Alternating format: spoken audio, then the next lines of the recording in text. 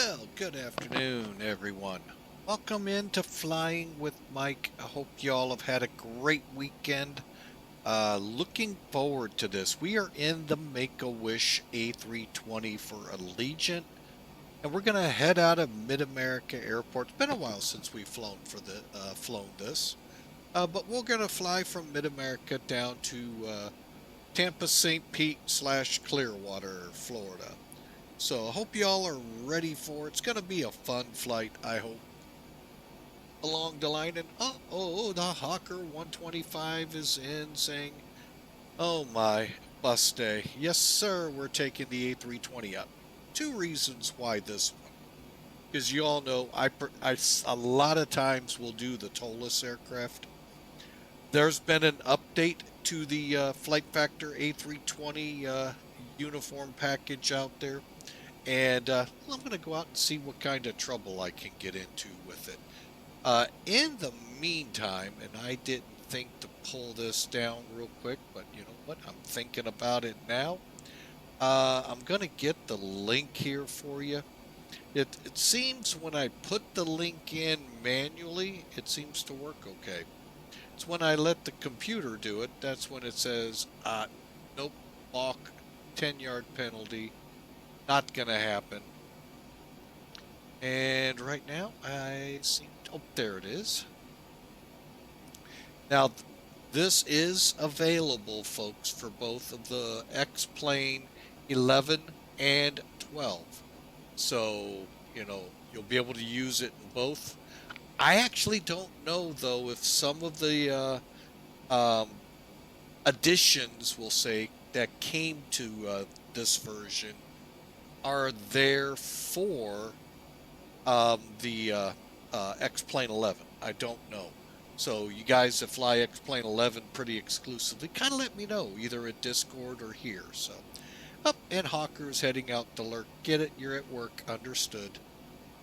So, that's where I was yesterday, folks. So, alright, so let's hop up in the cockpit, get this thing going, and you're going to find we're pretty much ready to go, except we are at that point where, let me pull the version number up here again. We are in version 1.7.2 for X-Plane 12. So here is one of the little goodies Flight Factor gave to us. How many of us out there have complained we have no idea what V speeds to set? Now there is a website out there we could go to for performance. Not sure. I always get the message, check your takeoff data, because it's probably wrong. No, I know it doesn't say all of that, but you get the gist. Well, let's go on over to the EFB here. And we'll do a quick pre-flight before we get into it. But I want to show what came into here. Alright, of course, we'll do the quick. We are in kilograms. Sorry, folks. I always find this plane works better in kilograms for some reason. But it is what it is. We have 7,500 kilograms. We have 95 passengers. Doors still open. That's why everything's still available. And the cargo bay currently open. We had a problem just before going live. That's what gave us the 4 or 5 minute late call. So 2,000 kilograms there. Perf data's all still the same. From what I understand, when we set it into pounds, it does pretty good. But my problem was, but it was only the first time I fired it up. After that, it seemed to work fine. And that was right here. This would come in kilos, not pounds. I'm like, what the heck? Let's just stay in kilos. It won't hurt us.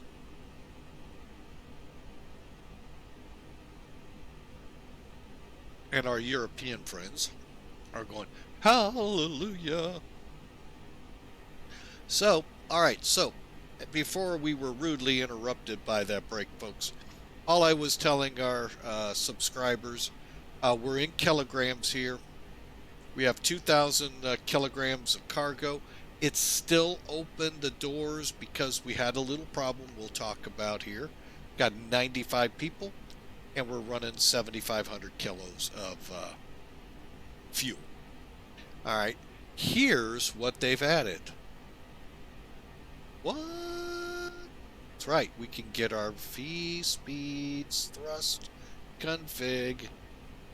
Can we do a Snoopy dance? Hopefully. All right, so we'll come back to this in a minute. Let's pre-flight the flight first, and then we'll come back to it, okay? All right, I like to get this view just because it's not crowded out. And people think you're hiding stuff from me. Maybe. Just kidding, folks. Had to let that hang. All right, let's see. Where? Oh, would you stop moving, menu? There we go. I hit the wrong one again. And no, we're not ending the stream, folks. That loose nut behind the stick just doesn't know where to push buttons at. Or maybe he's good at pushing people's buttons, but not in the sim here. All right. All right, so let's look at it. Okay, you can see the route here, folks. We're going to kind of zoom in, start picking up some fixes. There we go. You can see the route here, and I'm going to be nice enough and put it out there in the chat for y'all. Pretty simple to enter, however. In TOLUS, in Flight Factor, I've seen on streams in that other system, you have the ability to hit that init button, and it pulls, if you have a SimBrief account, from SimBrief into your aircraft. So you don't have to, if you're in Europe, type 6 pages of fixes and airways to go from Paris to Orly. Oh wait, that's really bad. Sorry, folks. It wouldn't surprise me. It's bizarre over there, folks, just how long flight plans are. But again, when you fly in someone else's territory, Europe in this case, unfortunately, nothing you can do about it. Just like when they come here, they're like, wait a minute, something's not right. I haven't gotten to page 8 here and putting fixes in. Although it does make it easy for INS guys. Anyway, so let's get back to the flight so we can get going. Okay, weather here in St. Louis, out at Scott Air Force Base, MidAmerica Airport. Winds are 160 at 4 as of 15:55. I don't have a clock right by me real quick to... it's about an hour and a half old. Hopefully they have a better METAR out there. Actually, I am going to look, see if SkyVector is any better.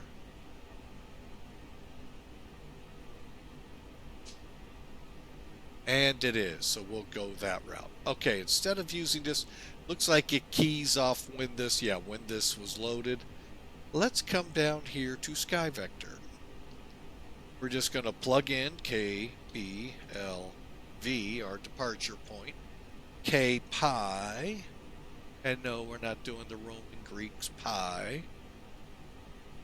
Okay, so currently St. Louis, as you can see, is at, as of 16:55, a lot closer to where we are right now. About a half hour old. 170 at 6, 10 miles, a few clouds pestering us at 5,000 feet and 15,000 feet. Then we have 29 degrees outside and a barometer at 30.11. All right, down here in Florida. There we go. We have an actual, looks like marginal, so this could be, oh, haze is causing it, okay. We got north wind 07011, 3 miles in haze, so we're going to be flying the autopilot until we see it. And we got some pesky clouds to pass through at 3,700 feet.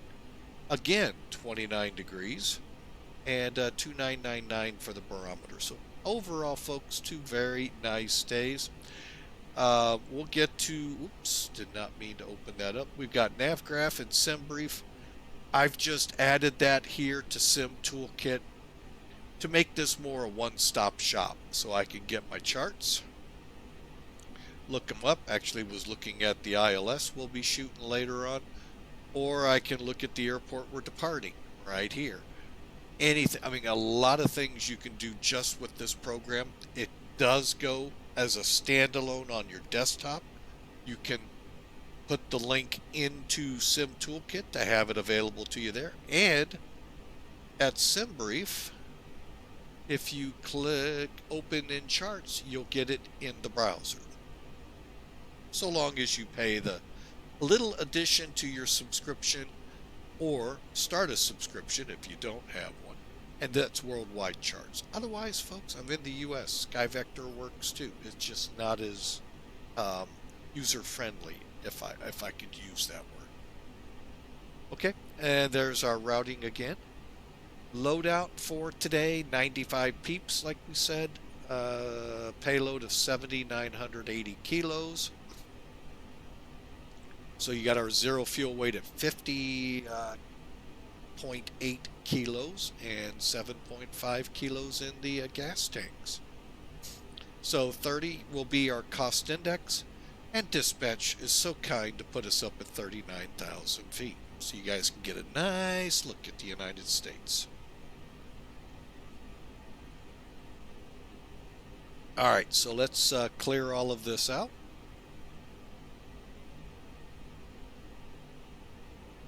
And let's play with it a little bit, shall we? Okay, we're going to head over here. I want to check this one more time. I have been finding here in the last... I did a dry run, although I never left the ground. I really wanted to. A very short flight from St. Louis, France, to Paris, one of the Paris airports. But things just kept having problems, and I never got off the ground. That's fine. But I did get to play with what we're getting ready to. So, as you can see, I am going to go ahead now and button us up for the baggage. And let's see if everything is still the same. It is. Okay. Let's head over to the perf calculator. All right. It already knows our runway, heading, slopes, and all of that because it's in our SimBrief that we downloaded. That's how I'm taking this. RVR, I don't know. It's 3 miles. I'm not worried about 3 miles visibility. Get me under a mile there, Hawker. Now we'll start wondering about the RVR. Okay, so here you go. Currently 20. We can adjust these too, by the way, folks. All right, so now we all saw, let's put it that way, that 170 at, what's my wind in here? I thought I saw it. Oh, there it is. 170 at 6. They're saying 72. I'm not going to squibble over that. I'm going to try it. I was in Europe, so I didn't get to try the chance to try it. Let's do it. 30.11.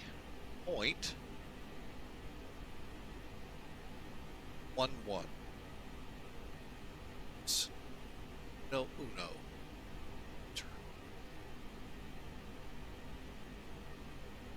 Oh, kind of took it. Kind of didn't. We said temperature, though, is 29. So this is going off that last one. All right, and the rest of this stays the same. Runway length, meters. I've got to check because I don't know it by meters. They don't have it by meters. We'll go, well, I know where to check it. Sim Toolkit, 3047. Oh, Hawker, that kind of cracked me up. Oh, I'm going to have to do it, folks. Hang on. We're going to bring Sim Toolkit back up real quick. Oh, MidAmerica Airport. MidAmerica Airport. What can we say about you? Not a whole lot, but that was actually kind of comical. All right, so I brought it up for a reason. Hang on. Everything just got super slow. SkyVector. All right, now, Here's where I talked about if you want charts and you're going to just stay in the U.S., this is free, folks. Peace, I don't blame you. All right, airport diagram. Yep, they are putting meters in this at all. That's kind of funny. I know other U.S. airports do, so. All right. So thankfully, SkyVector does have the meters here at 30, 50, or 47. 139, we can go with that. 0.1. Yeah, that's all good. But that's, sorry, folks, that little things make me laugh sometimes in the sim world. All right, elevation 441. That does not sound right. Hang on. 459.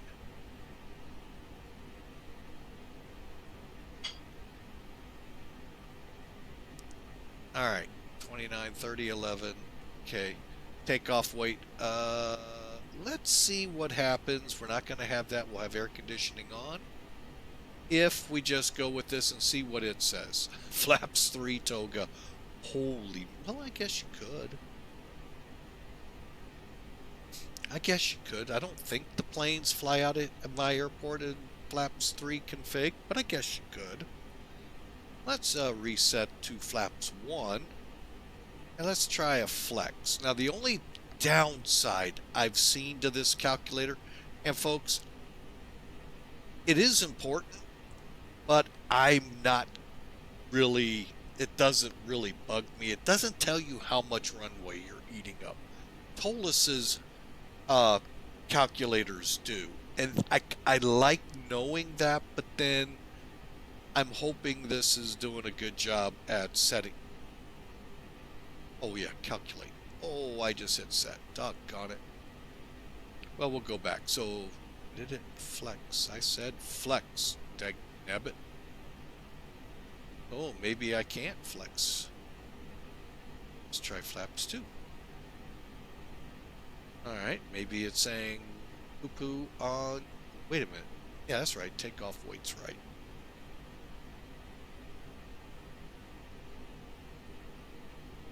Alright, now I'm a little discouraged here.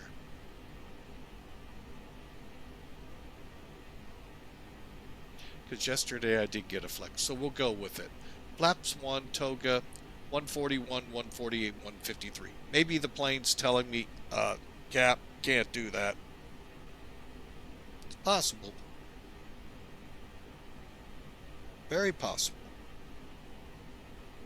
But not being a real-world Airbus pilot, I don't know. And I'm pretty sure, I'm not even going to say that. They may actually have something at their disposal. All right, so we got our data. That's all that matters. Now, I'm going to go back here, grab that, and I'm going to try something, folks. I did not try this in my testing. Set. And it just set everything over here except here. Interesting. And it's saying check takeoff data. Yeah. All right. We're not flexing. Okay, that's cool. So, reason why, I'll go back to perf data. Thing good there. We are down 0.7. So, I think we were flaps 1. Yeah. So you put for flaps 1 slash, now for the THS, that's your horizontal stabilizer. For the love of God, I can't remember what the T is, but it's your horizontal stabilizer back there. 0.7. And we're set to go, folks. Again, we're not flexing. And again, we don't know just how much runway we plan to eat. I don't see anything saying page 2. So we'll see how this works out. This is going to be my actual first takeoff with it. So, hey, as some out there say, what's going to go wrong? Huh? It'll fly, right? Put enough power behind a brick, it'll fly. If you don't believe me, look at the C5.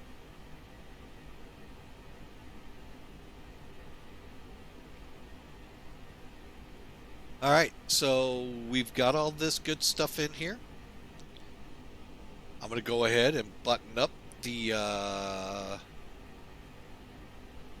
door so the rampies can get my plane ready to go. And at the same time, I am going to finish this up. All right, so we got our flight plans in, everything. Oh, let me show the couple of things here we were talking about in the beginning. When you come in, you'll click Init Request, and that will fill all of this in, plus your flight plan to Miami, which in this case is one fix. We did not put in the SID, the star in. We just put the fix, and then we'll affix in what we need to get there, if you don't know what fix you're going to fix to. All right, so basically, and then you just, I've got a checklist here. Just Google Flight Factor A320 checklist. I have version 1.4 for all I know. There could be something in the 2s for all I know. I don't know. It works good for me, though. All right, and next up is Q&H. We said a 3011. One more. FD is on. Let's just go into the middle here to make this so much easier. VOR. LS is on, and constraints in case we have to come back. Some people believe that will never happen at MidAmerica. Okay, I always love the word never. Always comes back to bite you in the derriere, because you never think something will bite you in the butt. Alright, altitude. First off, let's get online. I think we filed the flight plan. So, oh no, we have not. No, we have not. I had to wait because we were outside the hour. Now it's filed, and we're connecting up as Allegiant AAY 3070. We are in an A320. And we're connecting into VATSIM at Gate 5. However, in X-Plane, they say Gate 2.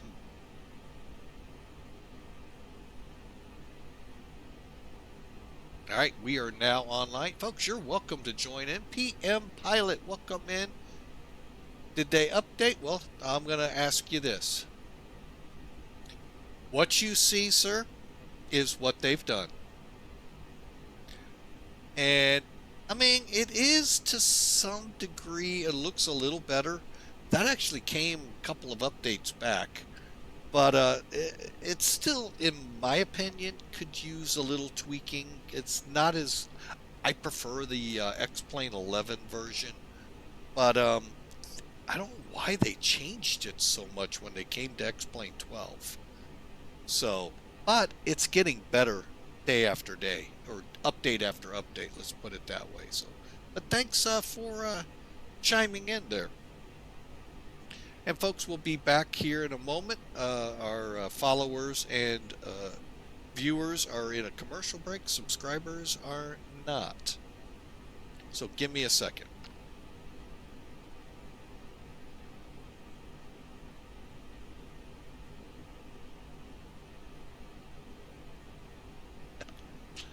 All right, sorry about that, folks. My allergies, and may have picked up a cold from a little junior co-pilot, but it is what it is, and possibly the wife.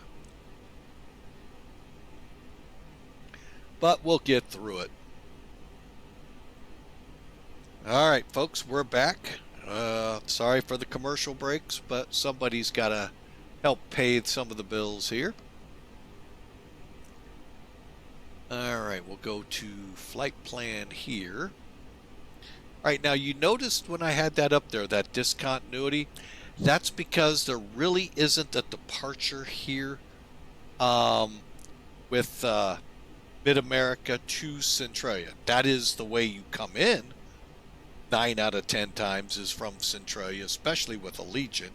There are other entry fixes, but going out, there just really isn't a SID that works in that direction. You could have done the bless the direct to Nashville, but I'm taking whatever SimBrief dispatched us out at. So this is basically Boeing, guys. The word vector you might see on your screen, take it as that, because what we'll do is we'll climb, turn, direct, Centralia, and then we'll go into managed navigation.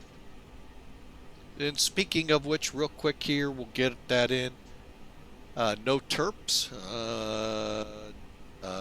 Don't have any props on here, Hawker. But we do have some twerps back there.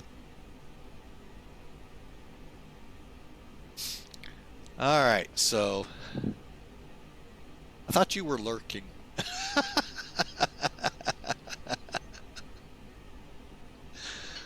FAA is always trying to stick their nose in my flight.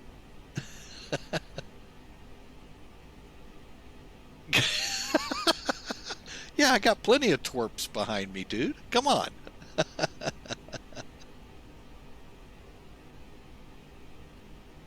All right, so all right, I'm going to go ahead and get better pushback coming, and then we'll start talking about the departure. Like I said, it's real simple out of here, folks.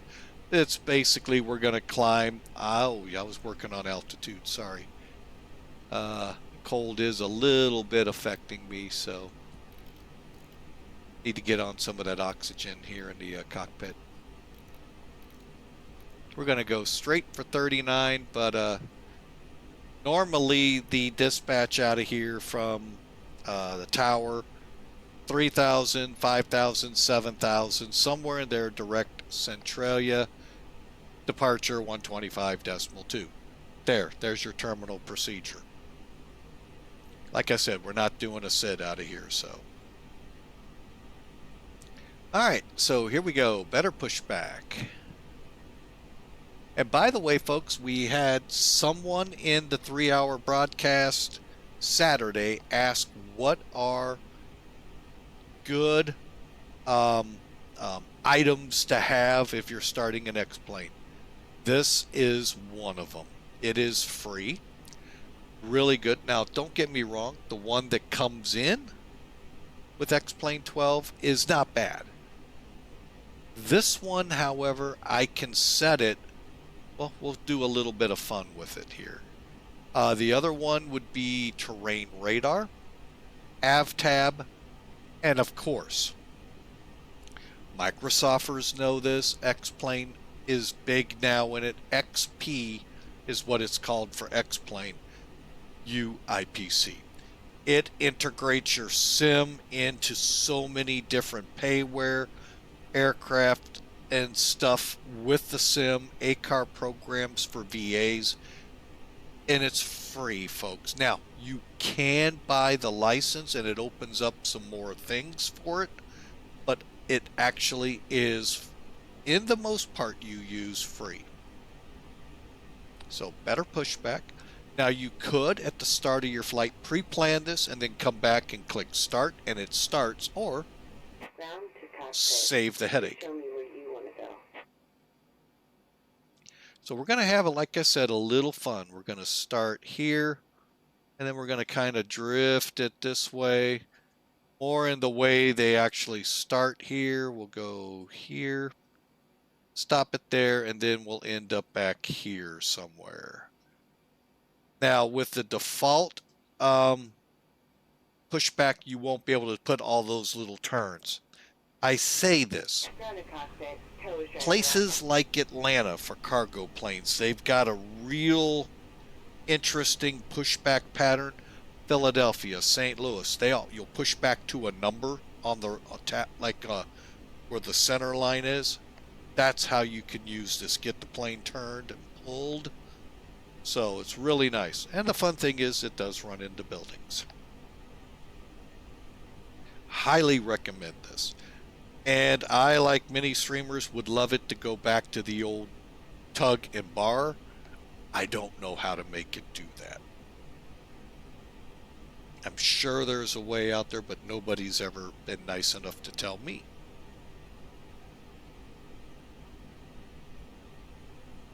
or just use the one that's default. Okay, all doors and hatches are closed. Ready to connect. Okay, I got a couple things to do here.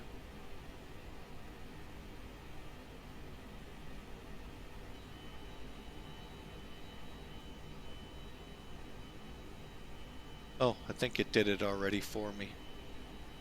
Yep. With Flight Factor, when you come in, it'll take you off ground power, take you off chocks.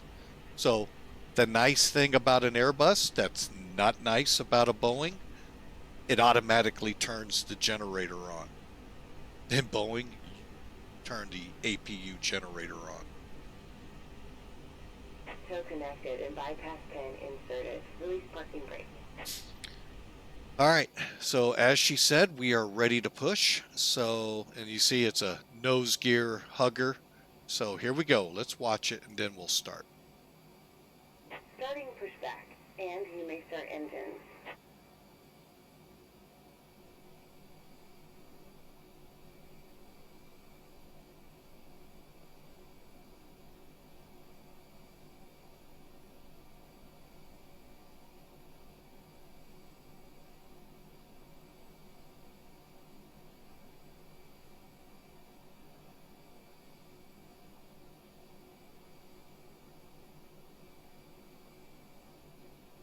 Okay, I think he just overextended the nose gear there. So we know the rampies are doing it right. Uh-oh, I don't think it's gonna, oh, there it goes in the angle. Wow, I don't think I did that stiff of an angle.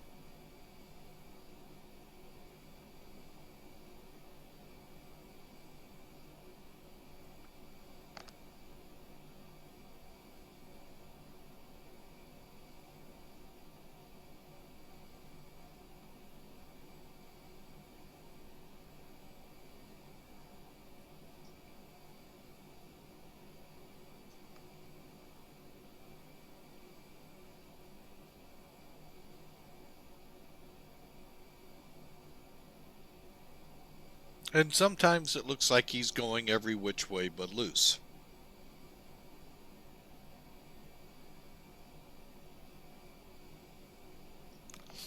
All right, we're almost done.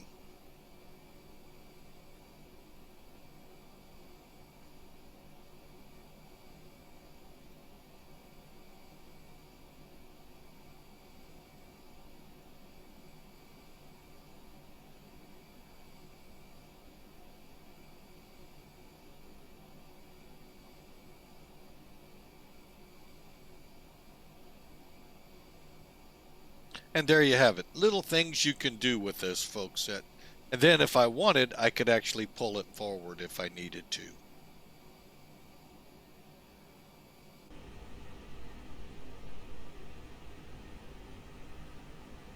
Operation complete. Go ahead and set the parking brake. Brake set. Disconnecting tow. Stand by. All right, we're going to go ahead and commence engine start here. Let me just make sure I didn't miss anything. I certainly have. Let's get the ACARS program going.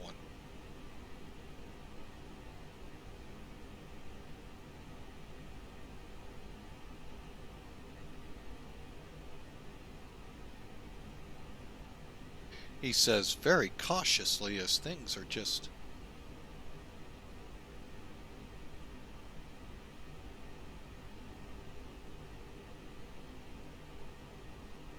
Oh boy.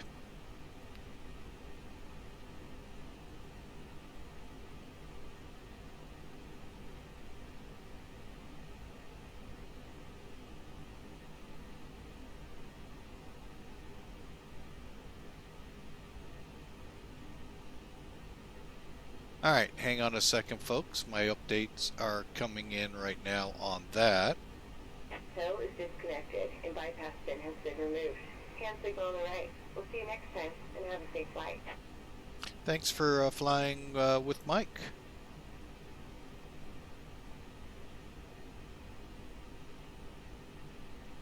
Ooh, they're coming in slow.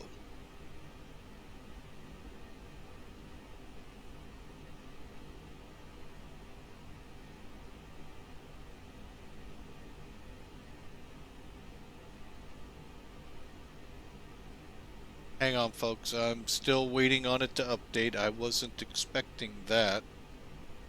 Guess I should. So used to just firing up with Millennium Aviation, Mac Air, or smart cars, and it just boom goes, not update every other try.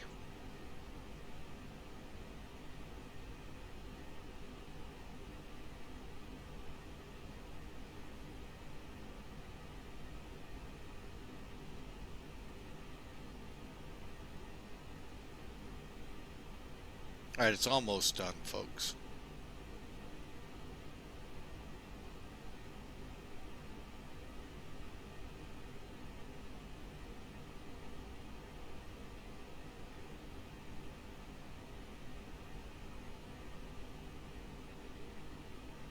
Come on, install the update for crying out loud. So, while we're delayed here, again, hope you all had a great weekend. Hope things are starting off good this week for you. It was a pretty good shift yesterday, 24 hours, and enjoying the 2 days off right now. All right, still waiting on it to install. For those of you new to the channel, we'll take some time here. I'd love for you to follow us. That way you'll get see us, if you click follow, you'll get an email letting you know we're live. So, and then you can decide whether you're got time to watch. We'd love you to pop in, pop out. That's great. But yeah, we'd love to have you aboard by just clicking hello. Oh, come on, computer. Why do you have to slow down when I need you to be running at your peakiness?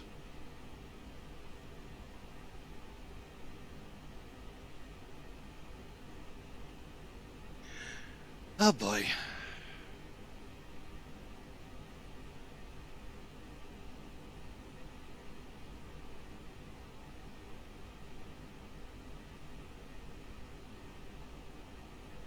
Hello, computer. There you go.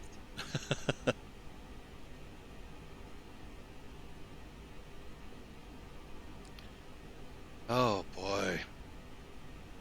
You think you'd use the words installing, it would mean installed when it's ready to go, but nope.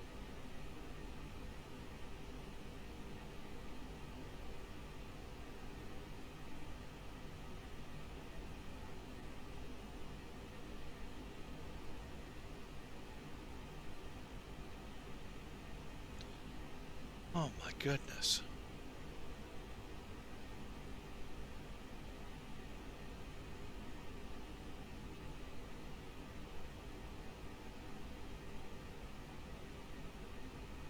They don't really mince words when they say may take several minutes.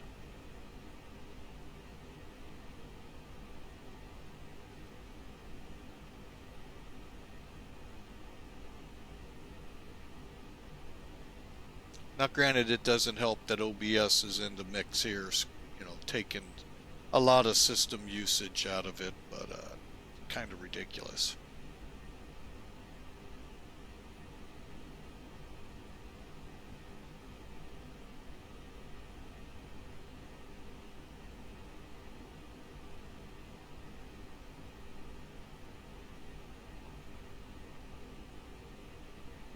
Almost want to play a 10-minute song at the rate this is going.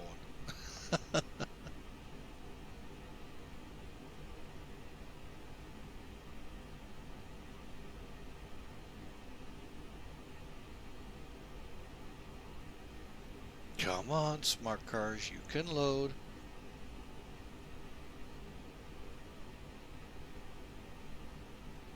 Be like that little train that thought it could.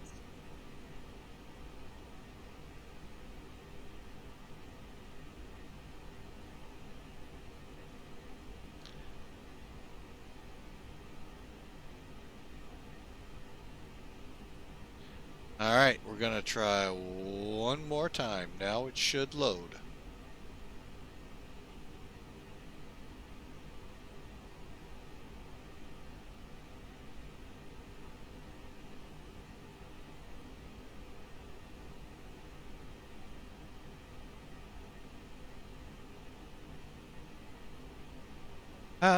Hallelujah.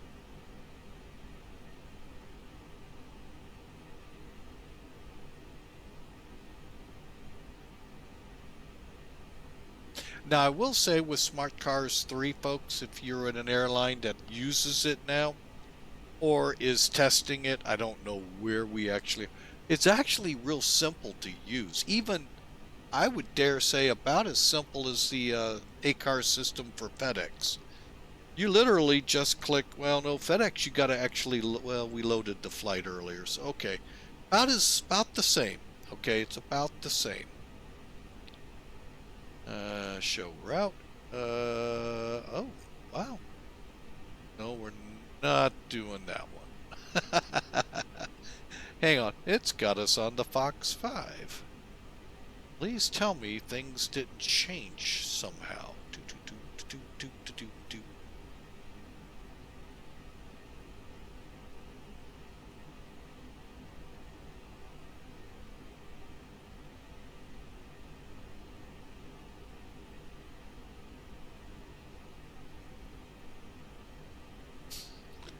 And that's what's so I mean, I have to go seriously look to see if we're actually online, because I don't click anything at all.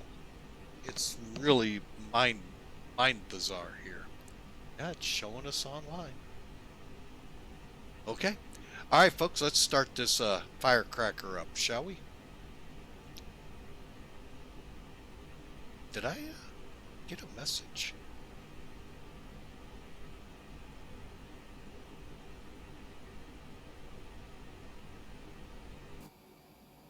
Yeah, we did. Okay. All right. I just wanted to make sure we got rid of the tug. All right. So there we go. Just move it over to start. I'm going to go ahead and get the beacons going since I didn't do that earlier.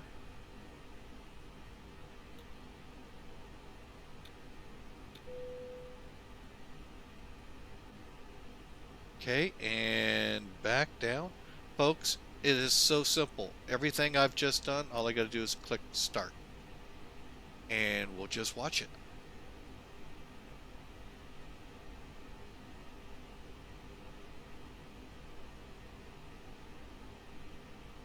See, it's building up, and we're about to get light off. We just did.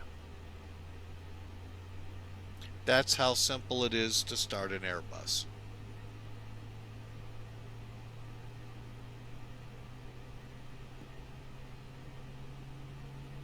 Now, if you say you start talking, you get distracted, you come back and you go, oh my gosh, did I get the avail right above here on N1? If you've got the gray box here, you did not miss it. If, see how it says avail when it goes away? Come on, go away. I said go away. There. Okay, no gray box here, so you know you're not spooling. Go ahead and fire up number 2. That's simple, folks. And to see this gray box, yeah, that's what we're talking about. I'm going to go ahead and put them back, and we're just about ready to go. Beacons, tow bar, better push back. Come on, let me move my... Oh, I hate when it does this.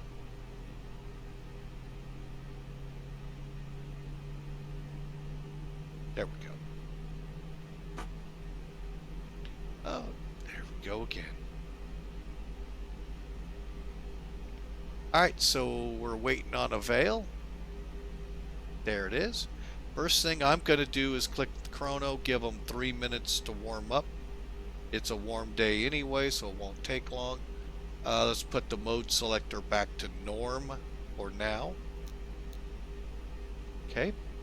And then go up top here, shut down the bleed from the APU. Make sure our packs are on. 1 is there, 2 is there. Folks, dark switches in a Airbus mean they are in their normal positions. If not, they would read off or whatever else. We'll go ahead and shut off the APU. All right, so let's get ready to rumble here. Brake fan. Okay, so I'm a little too high for the moment. Brake fan on. I'm going to go ahead and get us ready for takeoff as well. And have like a radar on.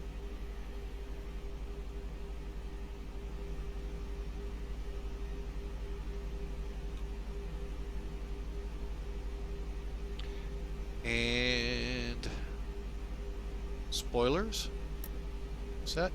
Flaps no, I believe is what we're aiming. Yep. And brakes, taxi, takeoff condition. First thing we've also got to do is get our horizontal stabilizer set. Remember, down 0.7. Your pitch trim is right here, folks.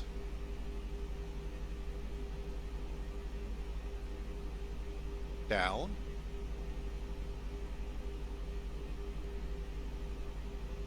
Okay, and that's set. Now, while I'm in flight control here, and you can see them all, I test them. Even though on the checklist, it's actually for takeoff.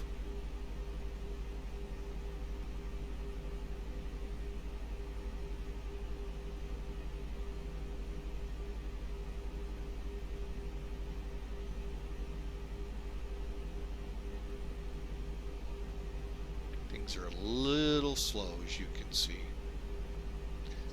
Not really sure why.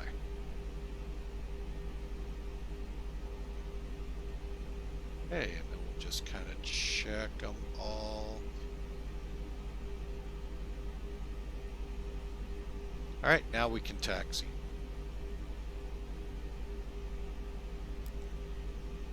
Okay, and let me do a quick check here. Let's go TARA all, and ready to taxi.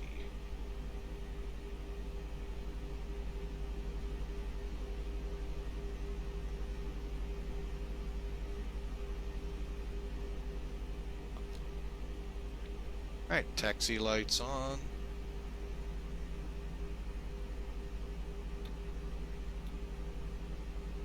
And spoilers are set. Oh wait, that's after landing. Okay, here we go.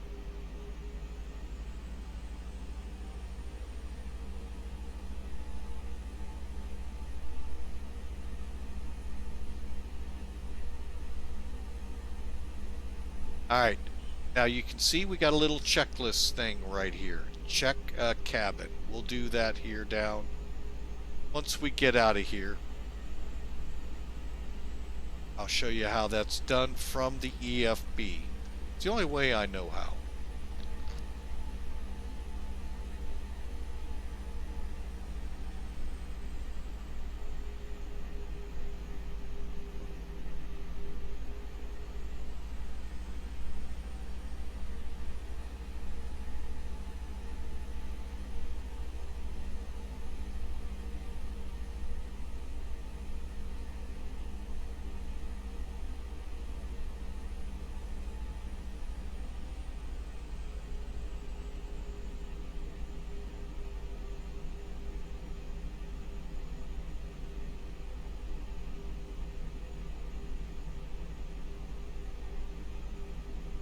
Alright folks, well, you all got the enjoyment there after a good coughing spree. Forgot to bring the mic back on, and away we go.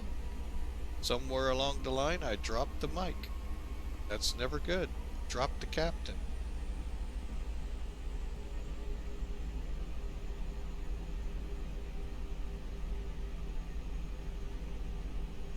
But anyway folks, if you're new to the channel, we'd love you to smash follow. All that costs you is an email when we go live, so that way you can join in and enjoy the flight live. We also put these out after each flight on YouTube, so if you weren't able to watch it live, you can at least watch the replay of it, albeit not live, but the replay of it when you do have time. All right, now you notice the checklist here. Got to get the cabin ready message, so we do that over here real quick. FAP, and down here you'll see cabin ready. And now we'll come back real quick, and cabin's ready. Now we got to make sure that the Airbus itself studied last night, can pass the test. Hey, it passed, normal. All right, so we are ready for takeoff, folks. Okay, we'll get that radar tilt back down. Okay, and here we go. And Scott Tower, Allegiant 3070 will be ready to go at the end of the runway.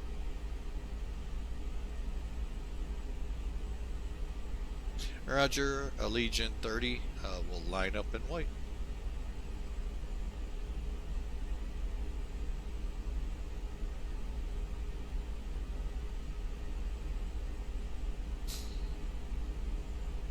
But again, folks, I haven't made mention of this yet, but this is one of my favorite liveries, favorite organizations to contribute to. I mean, besides this one and St. Jude, it's just, they're amazing, folks. This organization, I think, takes it one step further. When you have a child that's, sad to say, terminally ill, making that wish come true for them, that's what they do, folks. They make a wish come true. And I've seen it and heard of it up in Iowa, the Iowa 80 truck stop. I don't know if they still do this or not. They did when I drove a truck. A lot of kids here in the United States, maybe abroad, I don't know, their big dream is to ride, would be to drive, obviously, the big rig, the big semis, but of course they're way too young. And dare I say, sad I say, and that was sad I say, they may never get that chance, folks. And that's where Make-A-Wish comes in. They have a bunch of people out there they can reach out to and make wishes come true like that. Some as simple as go to Disneyland. Some a little more complicated, like, I don't know if you, it may even be more complicated. Be a superhero for a day. That could be tough, but they make it happen, folks, with your contributions. And I would love to do a telethon, flyathon for them one day. I really just don't know all that's involved with it. But that organization is just dynamite for kids. I'm sure there are ways they get these kids in the cockpit and give them a chance to fly, not back in the seats with the rest of us, but up there. I mean, it's just amazing how they make these wishes come true, and I love them for that, folks. The other organization, my middle daughter got us introduced to, called St. Jude's, and if you're not familiar with them, probably one of the worst moments in a parent's life. I mean, it happens with the Make-A-Wish to Shriners, but when you hear your child has cancer, that is devastating, folks.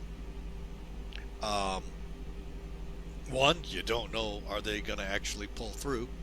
Two, why, of course, is always one of the big ones. And how are we going to afford to treat this? Well, here's what St. Jude does. They come in, partner with the parent, and they don't pay a dime. They're there with their kid. I mean, it's just amazing. And the work they're doing for childhood cancers, amazing. So those are my two big organizations. I like Shriners is like right up there with them. It's just, I mean, I watch these children. It's amazing the uh, hardships they're going through and how they face it is just inspirational to me. So, and then you have these organizations that do the same thing for them, help them through all of it. So that's why I love flying this plane for Allegiant. It's almost become my go-to, but let me show it off again because I love this plane so much. I love the organization and everything about it. I was trying to be one of those truck drivers that they would go to for this, but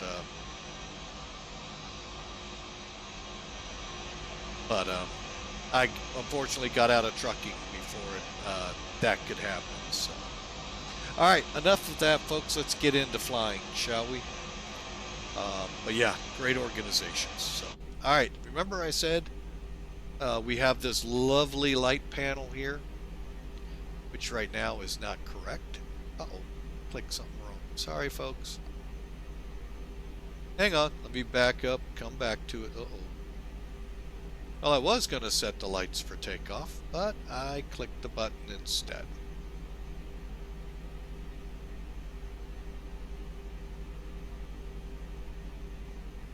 All right, anyway, if we all forgot perf, 141's V1, 148's V rotate, 153 V2. Let's see if I can do this again. Oh well, I did it. I broke it. Told you it's that loose nut behind the stick causing all the troubles. All right, we were told we can line up in white, so we're going to just do that. MidAmerica traffic, Allegiant 3070, departing runway 14 left.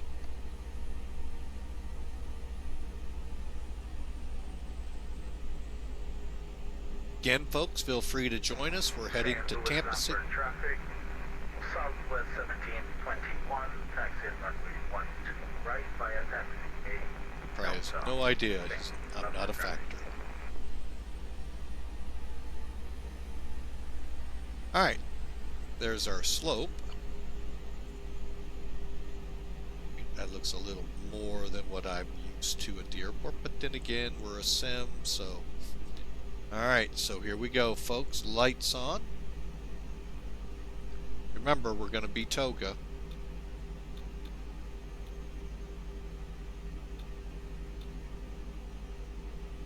So, if you're ready, buckle up. Here we go, folks. Hang on, I'm going to try just setting it there and see if coming back later it works. And please forgive me for the sniffle in your ear. Here we go. 50%.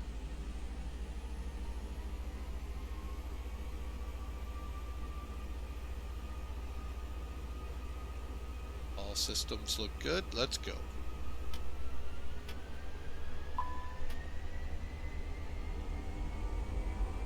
Okay, that was an okay thing. We're set, main, toga.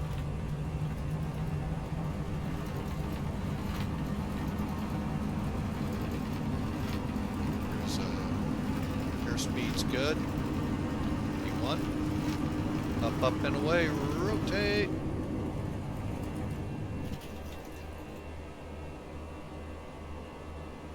Positive rate.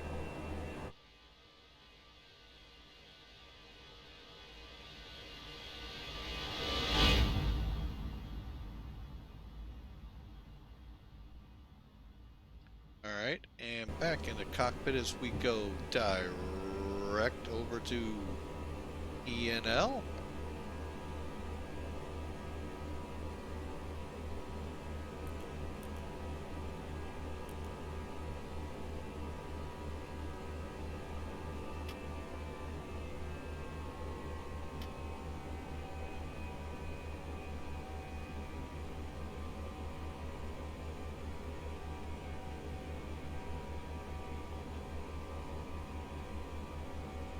Roger, on up to fly level 390, Allegiant 3070.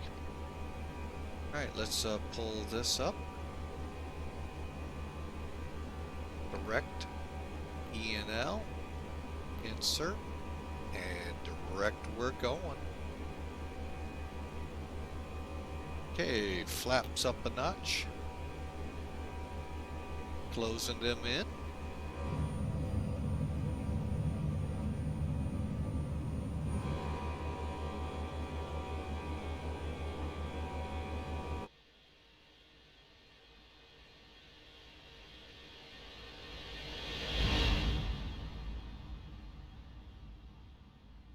There you have it, folks. We are on our way.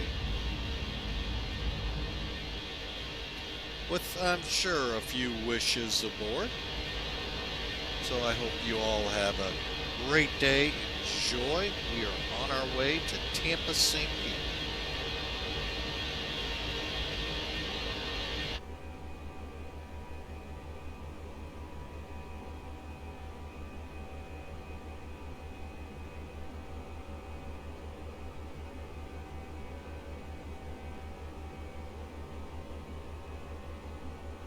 You know, it always helps if you're going to fly with the autopilot to actually turn it on. Alright, folks. Again, hope you all are having a great week. The loose nut behind the stick here is trying to, and failing miserably in many ways. But we'll get through this cold, get through, and get back on track here. But hey, we are aimed at E&L, so 10,000 feet means we can turn the lights off. We'll leave the wing lights on a little longer. We'll leave the seat belts on until top of climb. Folks, sit back, relax. I hope you enjoy. And nice little view out the cockpit here.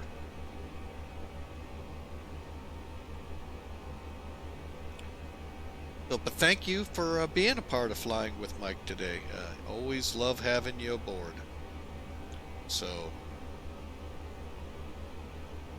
currently showing 2 hours 10 minutes to Tampa, St. Pete. Once we start getting a little higher, you'll go, wait a minute, we only went 20 minutes and it's now down to like an hour and a half to an hour and 40 minutes. What happened?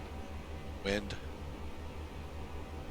lightened up and it got, you know, be able to fly a little faster, and the wind's pushing it. So we got a wind at 310 at 56, so we're going to have a pretty good push down there.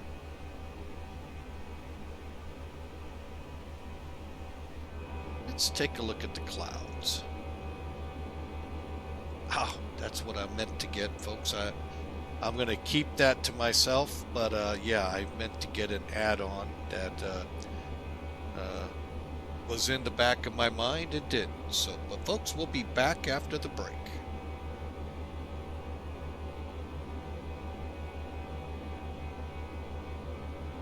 Subscribers, again, I want to say thank you. I know a lot of you came on from gift subs through the September marathon month of September. And I hope you all continue as subscribers here, folks. Your big benefit is the ad-free viewing, and I truly want to say thank you to those that do support us. So without the help of you, of the subscribers here, it would be difficult to get some of the add-ons I'm looking at. So we bought a plane a couple days ago. Really thrilled with. Thought it'd be better. It was good advertising on their part, but we can always hope for improvements on it. But we are looking at an add-on that watching a streamer really piqued my interest. So we'll see if the claims are true. I'm gonna try and see a couple of them I'm looking at. So all right, let's get back up here. We should be getting close to 18,000. We are. And let's go through wrong transition. There we go. We just want to set them to standard. Okay, and now I'm going to go ahead and turn the wing lights off. Let's see if we can do anything here. I don't remember how I got out of this screen.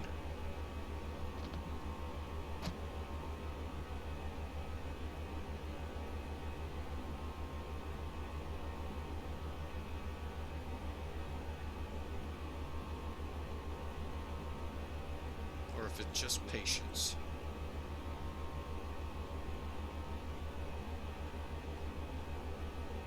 There we go. All right.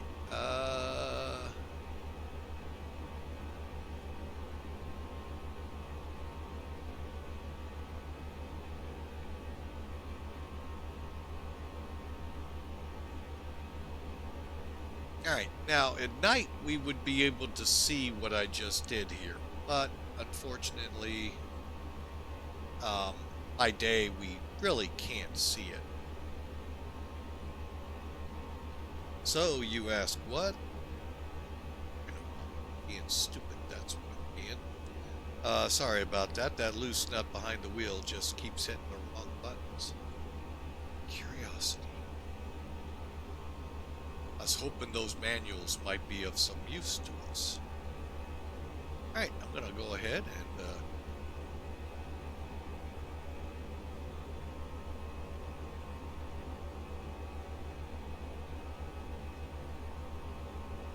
what?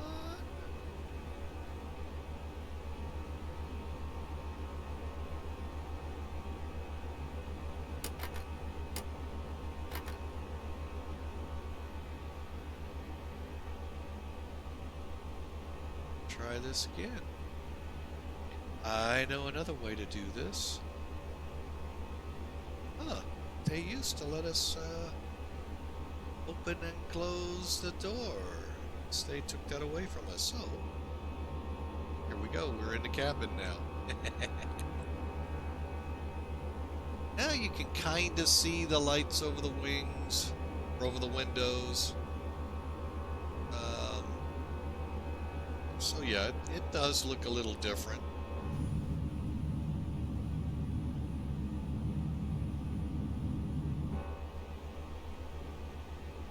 So, I mean, it's daytime, folks, so we're really not going to get to see that. And I don't know how to set my sim so you can switch it into nighttime as quick as some of you guys do.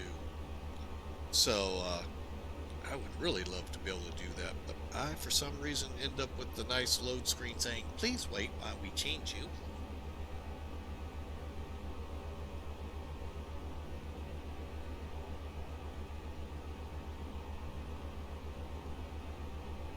And for those wondering why there's no music in the background, I got dinged again. So I'm really to the point, folks, where I just don't put music on anymore. Till someone's gonna quit dinging me, because the songs I like, they keep dinging me, and I'm just kind of tired of it. So I don't want to end up with a strike or anything like that, so I'm just gonna play it cautiously, and you know, it'll be what it'll be. Right, I'm gonna go ahead and get that tilt down a little bit. Come over here. Alright, now you remember I said something about we're on all? Here's our transponder. Okay, so you got all, got above us and below us. That's why I got it in all, so it's taking the whole atmosphere. Now, flight factor, folks, I think only, but if it is happening and told us, go here and check it out. We had a lengthy discussion with the controller many months ago. He said I was not squawking mode C, when everything here was set up to show mode C. Okay. So, it was on auto, everything here on, all, TARA, everything should. Here's what he was talking about. See that green button right there, folks, that says Mode C? That's what he was ultimately all worried about. That was not lit. Oh my, the world came to a screeching halt that day. For him. For me, I just took off. Gear up, boom, went green. Okay. Here's what happened, folks. Here's what you gotta do. Now, I know auto should mean it's on because it's automatic.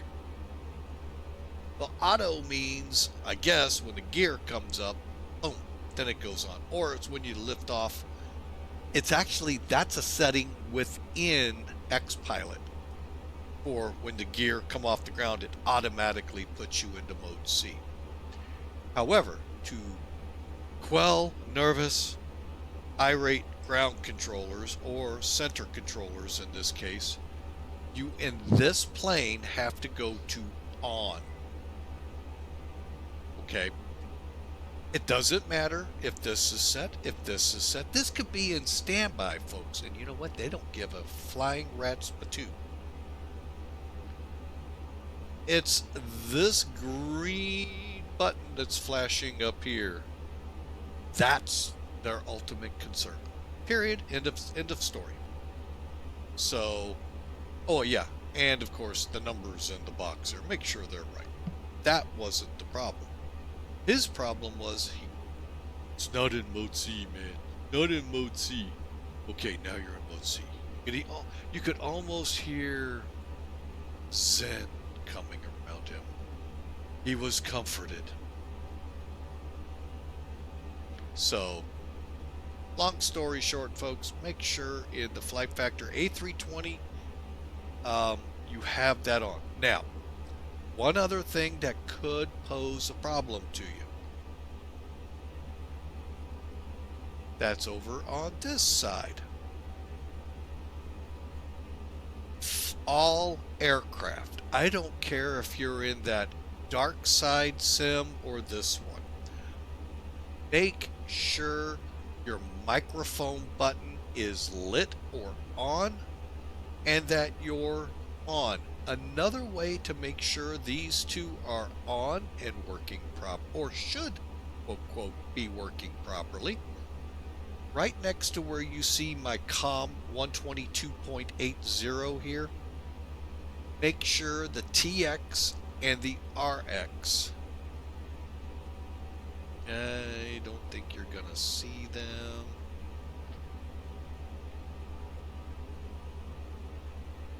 I don't think so. Anyway, make sure that TX and that RX are bold and you can see it. Not like the ones below, because if they're like the ones below, you won't hear them. You won't be able to talk to them by your command, your push to talk switch. So, words of wisdom I've learned, I'm passing on to you. That's any aircraft, folks. Make sure at a minimum you have these. Now, if you have the ones below, hey, give yourself a pat on the back. You're doing better than me right now because I can't get them on. Not really worried about them. Even though it is 121.5 guard channel. Alright, so just wanted to get that out there for you. We're getting ready to come over Pocket City, which is Evansville, Indiana. And we're going to be going direct to Nashville.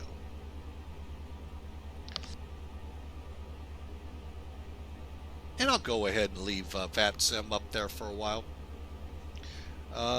What do we got? Cleveland Center Online. They're not a factor right now. Indianapolis would be, I think, who we'd be under right now if they were up. Not 100% sure. Memphis takes care of Nashville. And then it would be Atlanta and Jacksonville. That's who we're looking for. And of course, Tampa, Jacksonville approach, Tampa, whatever, you know, to get us in there. These consolidations really make it hard, folks. I wish they would just leave it local so they have more controllers to do the jobs than somebody 150 miles away.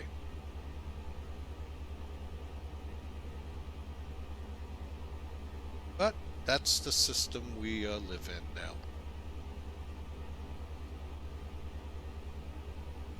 Take a bit. I did not see you come in there, sir. Welcome aboard. Mad Air 197. Let me try that again. Let me get a cup of coffee before I try that again.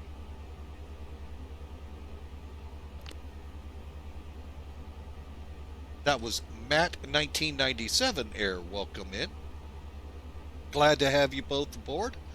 The big change with this version of the Flight Factor A320 is it's not the cabin status. We all know that's been there. Is the inclusion of the performance calculator. Oh, as the audience gasps. That's right, folks. This is the big thing. We've been, as pilots, as users of this product, it's one of the things that's been missing. We have no way of knowing a lot of times. Also, the A330 laminar. A330 needs this. We have been asking for this for a long time. Now, there is a website out there you could go to. It gets you into the ballpark pretty good. But sometimes it's off. So, but yeah, this is the big thing. Seems to be working pretty good. As you can see, it's worded for QNH. Now, I wonder, we didn't try this. We're going to try it. Hopefully someone will remind me. We'll try it on the ground. I don't want to run the risk of a blue screen in flight. Because like I said, it's only been out. Flight Factor released it.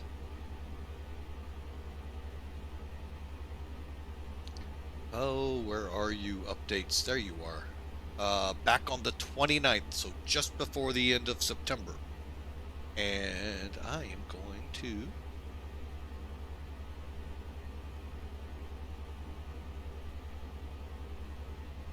I do love these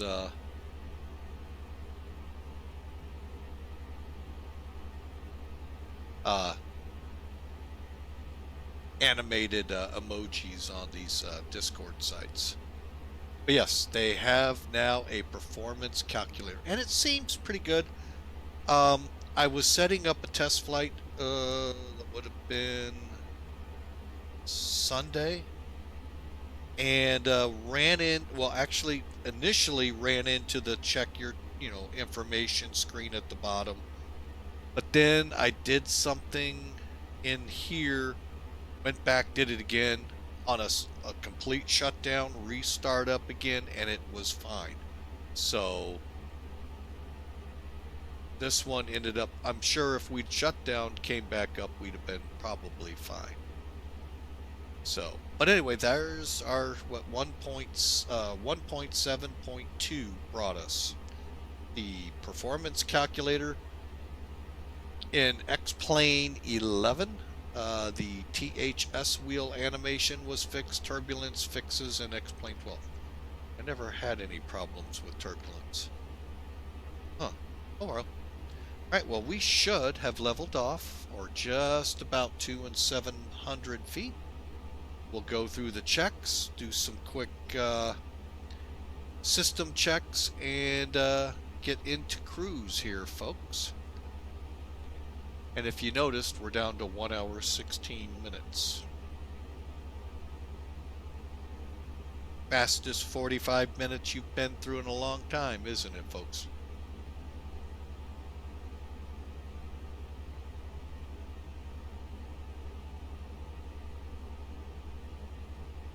So, we'll get those system checks down, then we'll take a short break and keep on flying for Tampa. But welcome aboard. If you're new, hit that follow button, folks. Love to have you on our upcoming flights. We'll get into those here in a little bit. All right, we just leveled off.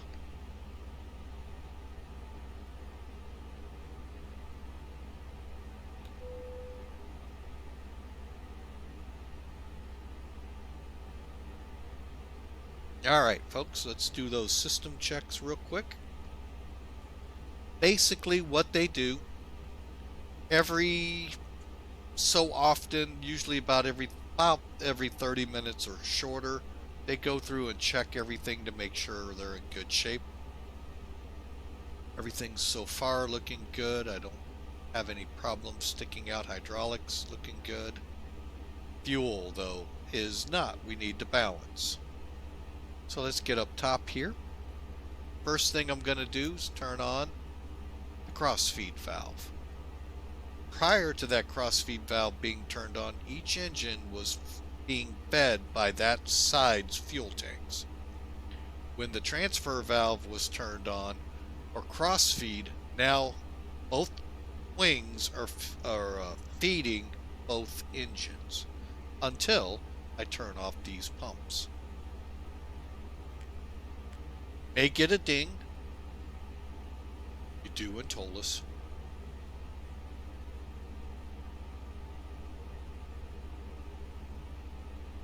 And then we begin the painstaking wait of this side coming down to meet up with this side.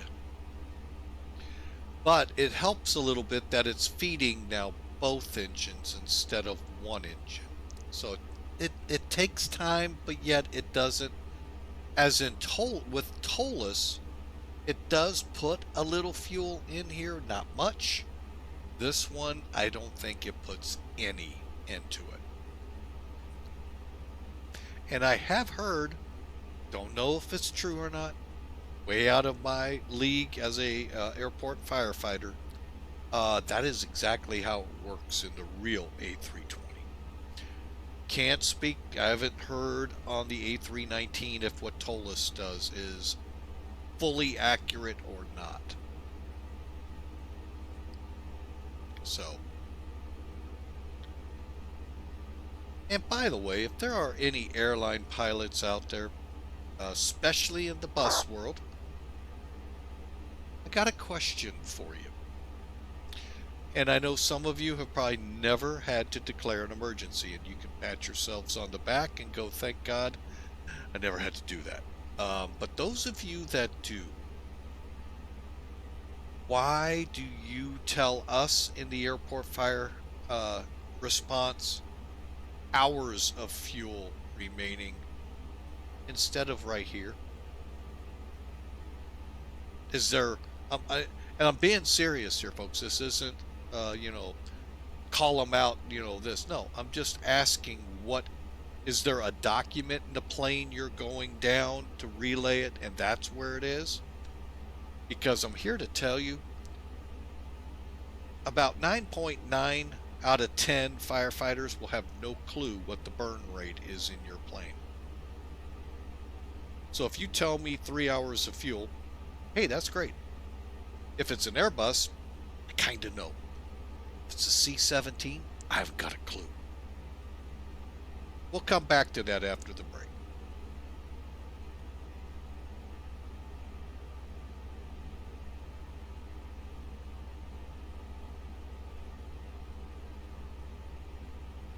All right, subscribers. But if you're a real pilot and you're a subscriber, I would love you to come over to our Discord channel and let me know. Just, even in Discord or in Twitch here, whisper it to me.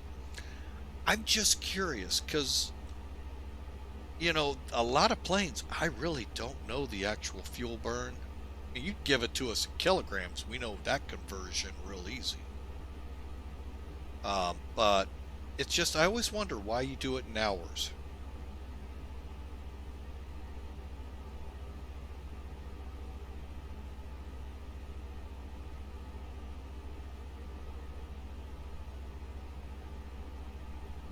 All right, so we're out of the break right now, folks. Welcome back. And again, the question I posed to any of the real world airline pilots and you all going, well, they don't listen to this stuff. Why would they? They do it every day. Believe it or not, there's a lot of them that actually come on and fly on the X-Plane and the other sim for just sometimes to help them with upcoming check rides. And speaking of which, just making sure we're not getting under 2,000 and so forth. Uh-oh. I think the FAA just texted me. No.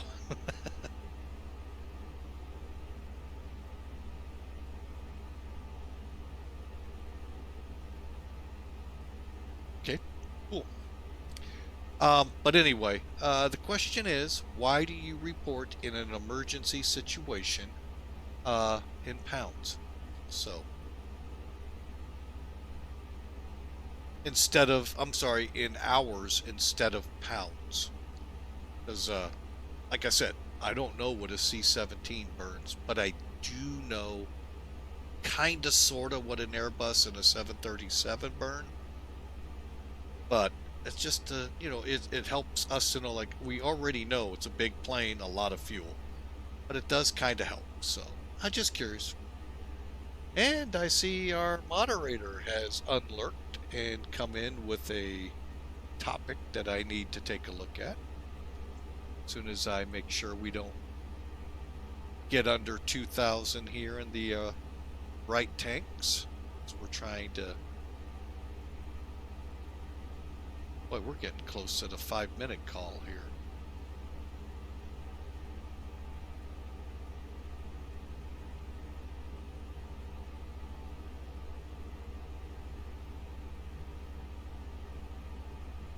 All right, so we're down to almost an hour left, folks, on the flight. And we're about to be balanced on our fuel.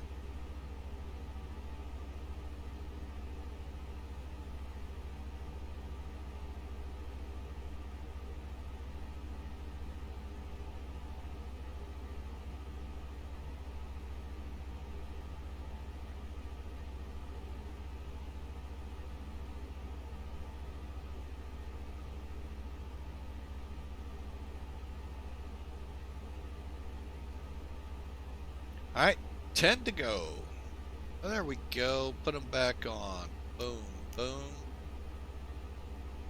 Okay, making sure those engines still look good.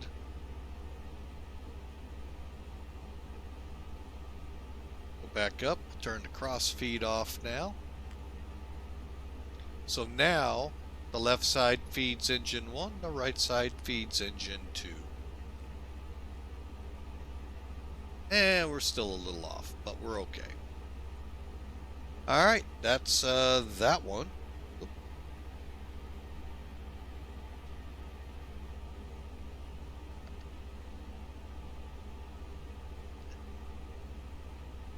All right, now let's move on. All right, the APU's off. Temperatures, let's take a look. Ooh, 24, 24. I gotta look at my handy dandy chart here. I think that's good temperatures. Oh yeah, we're in the mid 70s, so they're gonna be comfy. How's the we're gonna get the cockpit cooling a little bit. All right, so let's go back to the overhead panel. And let's just start cooling the front end there a little bit. Plus, it's into the sun, folks, so it's always going to be a little warmer in the cockpit.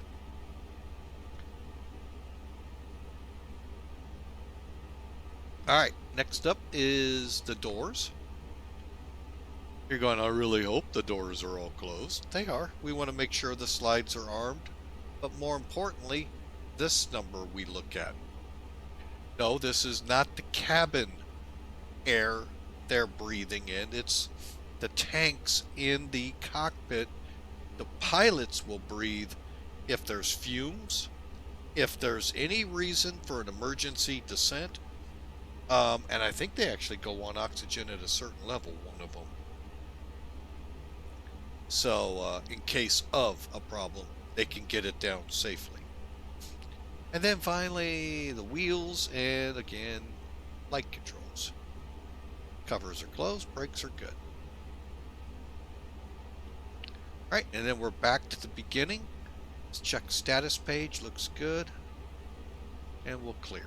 All right, there we go, folks. We're back into cruise. Now, Hawker will take a look at that.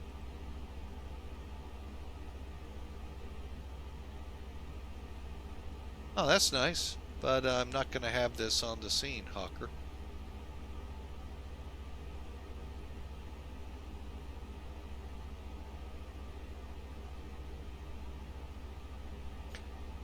So, again, it would just be Hawker. You do know there's some aircraft missing.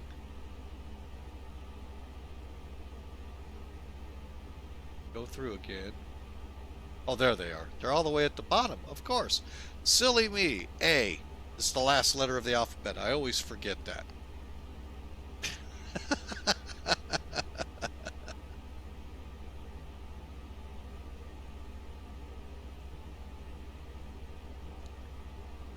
But anyway, to me, it would just be so nice if the pilots would, like, especially in Airbuses, go, hey, 5,300 pounds of fuel or kilos on the plane.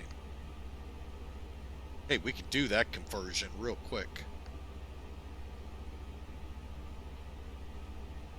Or, well, and again, it would depend on your region. If you're in Europe, you'd want it in kilograms. United States preferred pounds, but we can make the conversion number. So, but anyway, I just put that out. I'm just kind of curious. Like I said, my guess is something in the quick reaction says dun dun dun dun, and it says hours of fuel. Pull it off your flight plan, which is fine. I'm cool then. I'm cool anyway, so. All right, let's take a look. I see stuff starting to pop up here. Jacksonville Center's on, Houston's on, Atlanta approach, Charlotte Tower. Of all of these, Jacksonville is the only one we're concerned with. They're the ones that are going to bring us into Tampa Bay.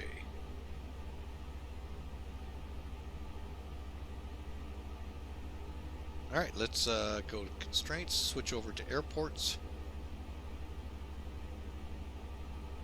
And I use this, folks. Now, this is a gauge I wish I had on the 727. I've had a couple engine fires now on that plane. Knowing where that airport is really nice here. But there is this thing called a paper map. Pull up and look at it and go, ooh, there's an airport, there's an airport, there's an airport.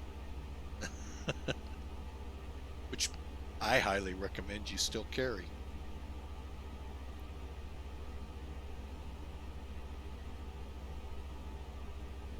All right, so we are on the way with 1 hour, 1 minute to go, folks.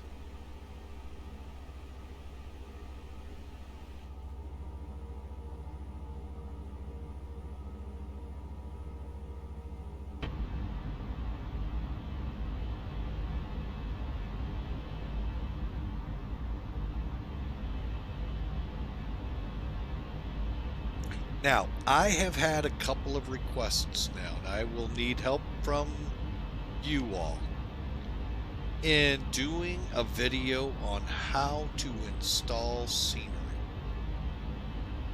For the most part, I know how, but I always end up with some of the scenery saying, get that little message at the top and you go in, things are missing when they're there, and I know that's telling me they're not in the scenery config or whatever the heck they call it in X-Plane file lined up properly. And I don't know which way is, where to put things. So would love to get things lined up on my end so then I can load a scenery in and show everyone how to do it in a short how-to video. So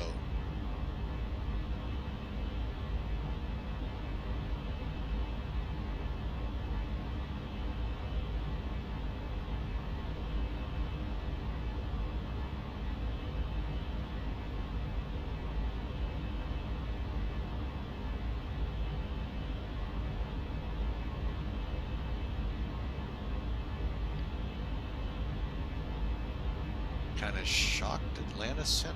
It's not up. Oh, they probably went, oh, flying with Mike's up there. He's going to give us trouble. That just might.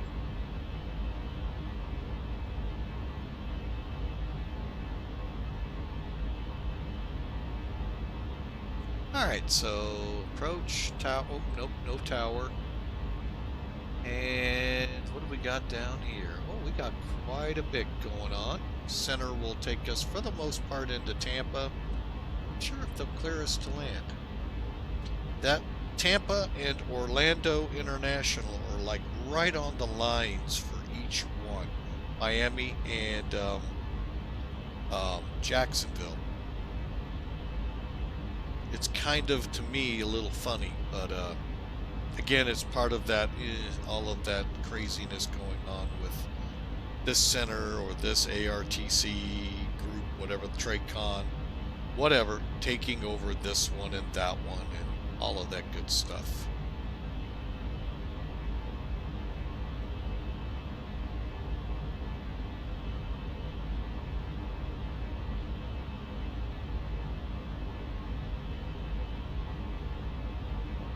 Alright, so with an hour to go, let's pull up back into the airplane here. We're 381 miles from top of descent. I'm going to go ahead and we'll start in on the arrival brief. And we'll do a real quick one as we get real close. Alright, so Sim Toolkit is the animal we love again. Give you a quick overview. Again, Jacksonville Center down here. We will be on them all the way till maybe just before turning final. They may turn us loose. I don't know. So, Tampa and Orlando, like I said, are those, you never know which one's going to say, it's mine. Alright, so bring up Sim Toolkit.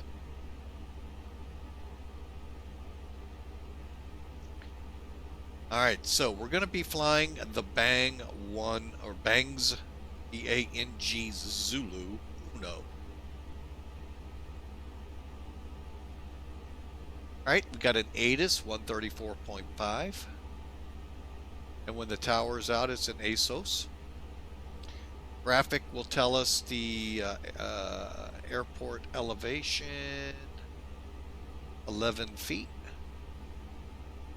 Transition, 18,000 feet. And it's an RNAV requiring DME, IRU, or GPS, which all of the above is on the plane. Okay, so we're coming in over HONID. Going direct to Thurtle, Heaven, Clamp, Lala, down to Corel, at or above 8,000 feet. And I'm going to probably aim for 8,000 feet there. I got to stay within 13 to 7 because of the next fix. But we're going to hit bolts and we're going to be vectored. So let me make sure this is all runways too. It is, okay. Because it's really setting up for the other way. But anyway, you can see it's vectoring us off this way. I don't like coming down in between these airports and making the turn, but I guess that's what's got to be done. Hopefully ATC will be doing the vectoring. I'm kind of hoping we go this way and we stay above 3,000 feet till we hook it in. Speaking of the hook in, ILS Localizer 36. Those of you in training or curious about chart plates, there's some great videos out there on Twitch and YouTube by streamers in these sims. Highly recommend. They are really informative, and there's probably real instructor pilots teaching it as well.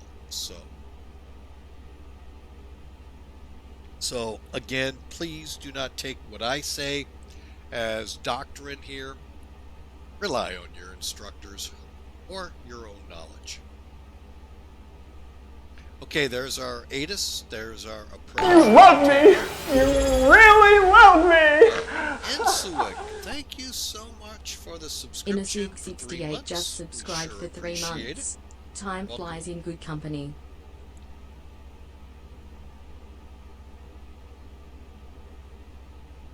It sure does. Great. I appreciate having you aboard, subscribing for 3 months. All right, so Tampa will be our approach, which is, I thought, Jacksonville. Cool. That changed. St. Petersburg Tower and ground. We'll see what we get. Now, if there is no tower, technically we should be on 118.3, but we'll stay on 122.8. All right, next line down. That's where we start getting into it. Now, the nice thing about Airbus, folks, that's automatic. It already knows the localizer. It already knows the front course here. 108.7 for those of you not familiar.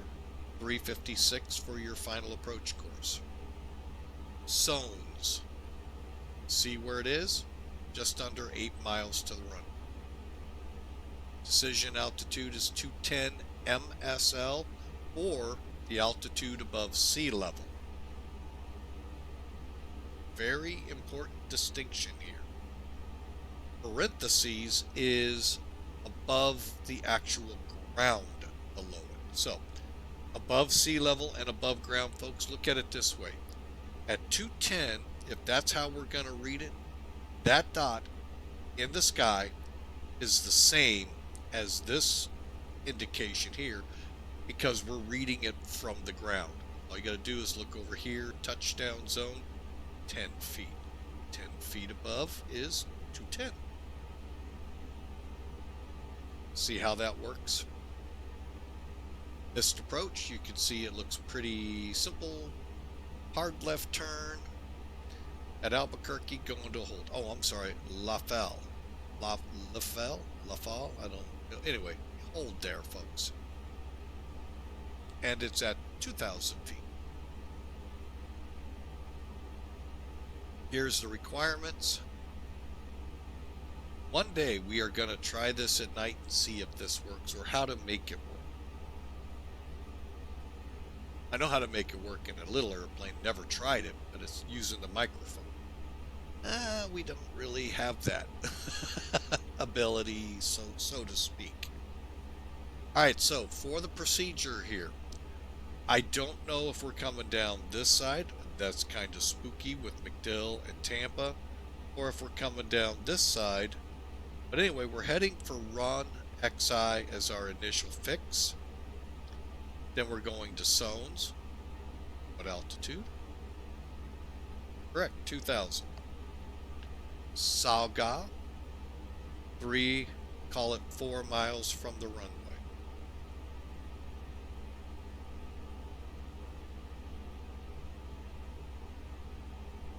Alright, so here again, zones at 2,000, Salga on the descent.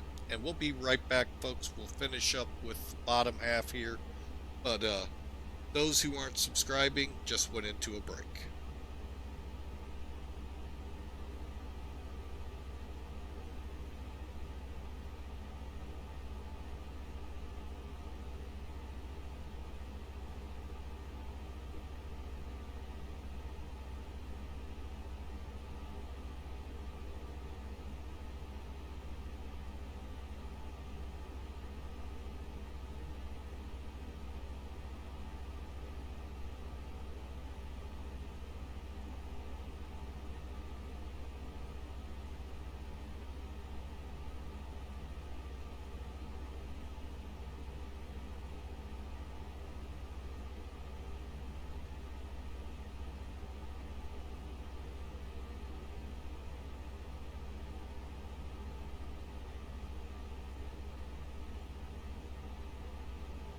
Alright, folks, sorry about that. I even took a short break there to help with my voice and with my nose.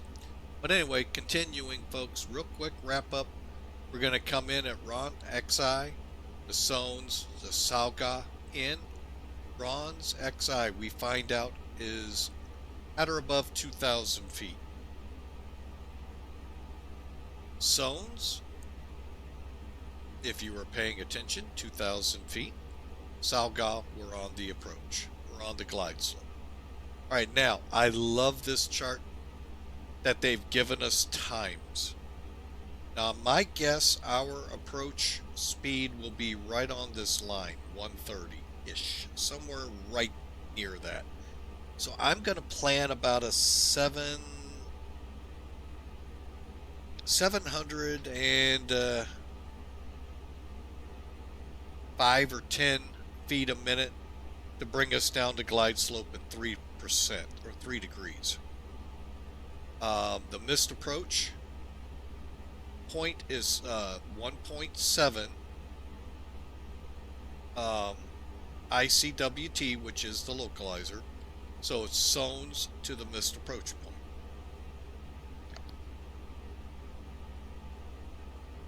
So in our case, again, we got to kind of figure out where this number is, and I'm going to place it at about 2 minutes 45 seconds. So from when we cross zones, if we're socked in with weather, we have 2 minutes 45 seconds to our 1.7 DME missed approach, or 200 feet above the ground. So that's our missed approach point, folks. So then we'll go execute the procedure. So it's 200 feet or 3/4 of a mile. Everything currently shows that. Let's take a look real quick though to make sure. I'll just provide it to you. I keep forgetting I can do this. Okay, so we're 060 at 10 as of 1750. Let's see if we're even in the ballpark.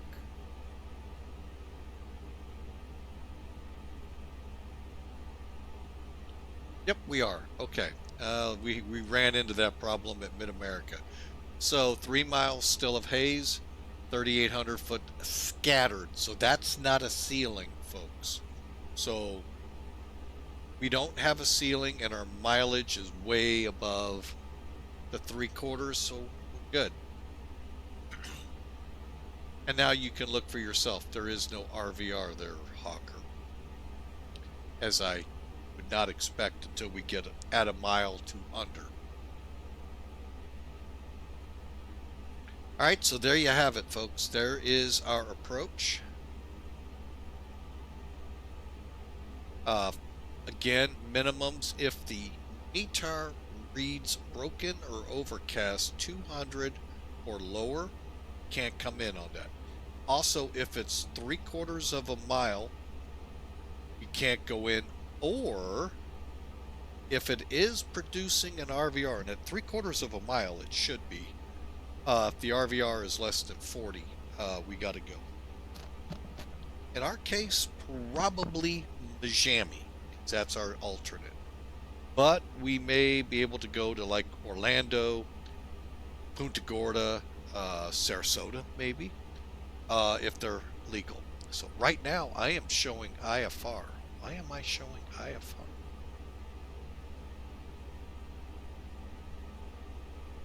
Huh. They don't know why they put the IFR button up for that. That's marginal. Oh well, it is what it is in this world of NavGraph. All right, so there you have the charts.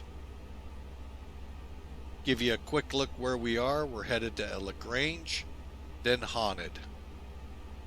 HONID starts our, again, Ang's 1 arrival. We don't have a top of descent right there, folks. It's a lot closer to Tampa than up here in Georgia. So that's just how they begin the funnel for all the traffic that flows down to Mickey World, Tampa World, and of course down at the southeastern corner called Miami, Fort Lauderdale, West Palm Beach. Okay, and that leaves us with about 260 miles to go. So we'll get into more of the speeds and all directly once we get in, say, within 80 miles or so. So for now, we're just going to kind of kick back and relax, enjoy the flight, and hope you enjoy as we head to Tampa. But not Tampa, the airport you like, KTPA. No, we're going to Tampa St. Pete.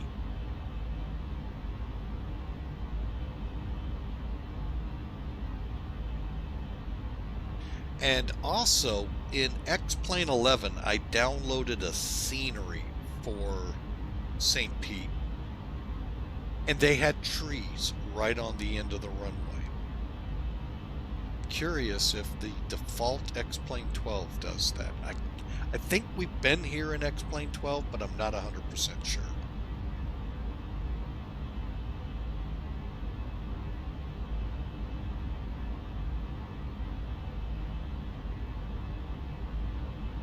Alright, and I am going to go ahead, hope for the best with this music for a little bit here, and hope we don't start getting, if I get gigged again, I'm done with music 100%. I'm going to go against and hope for the best here. So, give my vocal cords a little bit of a rest.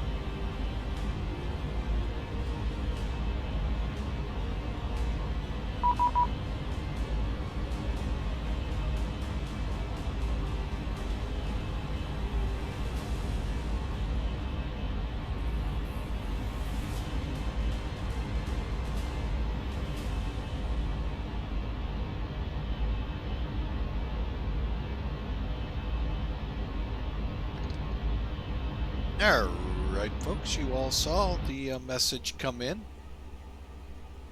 We got to talk to Jacksonville. I believe 135.925. Boom. 274 request for IFAR departure to Kilo Charlie Lima Tango.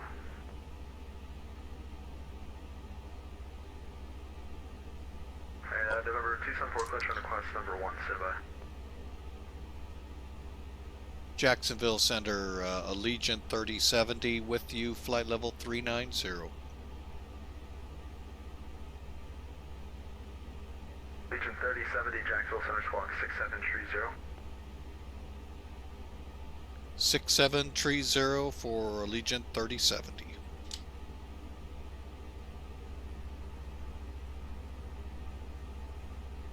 That is 6, And Jackson, 7. rings forward 20, we're ready for taxi with Alpha.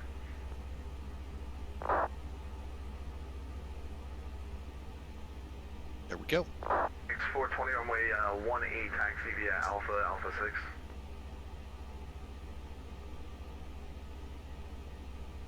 Taxi runway 18 via Alpha 6. We're running with the old vertical set scenery, so if it's okay, we're just going to take Charlie all the way down to Alpha 6. Roger. Jack Center, JetBlue 8316, ready to taxi. Blue 8316, runway 18 taxi via Alpha. Via Alpha JetBlue 8316.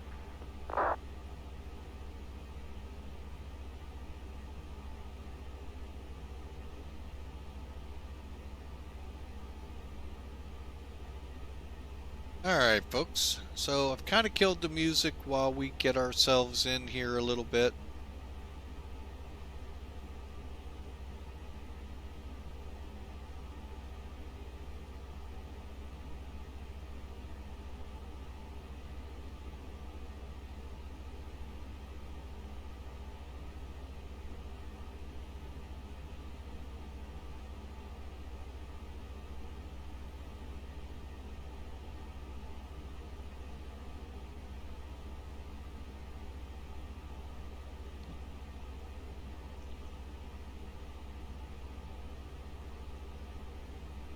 Oh, did we lose Jacksonville? Got real quiet.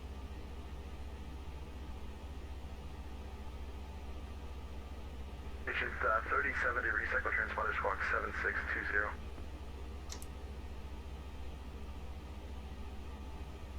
Copy now 7620 for Allegiant 3070. Don't know why, but whatever. 7620.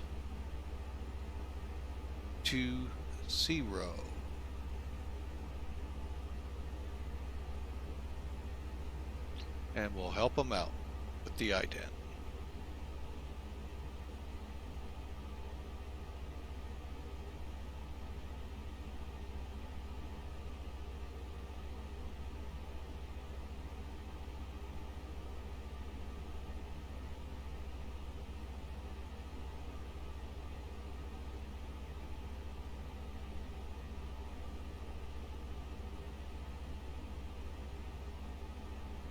Interesting, it's like he's having a hard time finding us.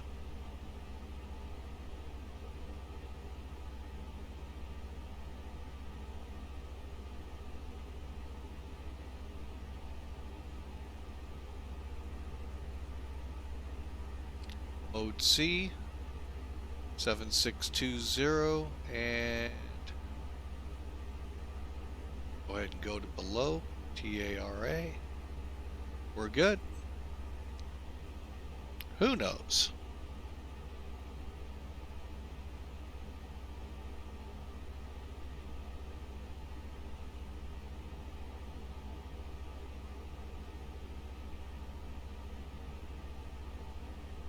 However, I do need to find out. We are now 150 miles from top of descent, and who knows what he'll have in store for us.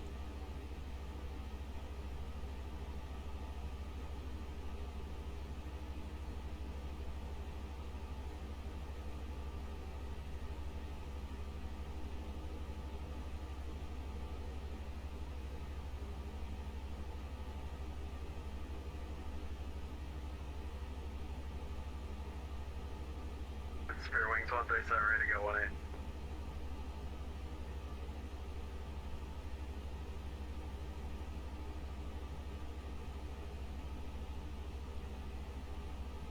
All right, welcome back from the break, guys.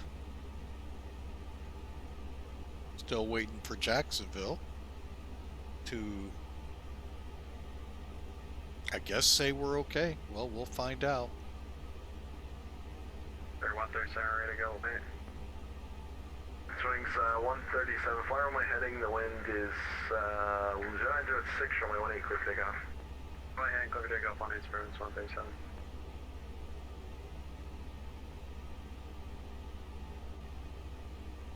3070, you're squawking 7417.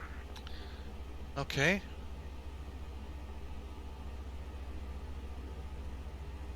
Allegiant 3070, now what squawk do we need to be at? We've been to 2.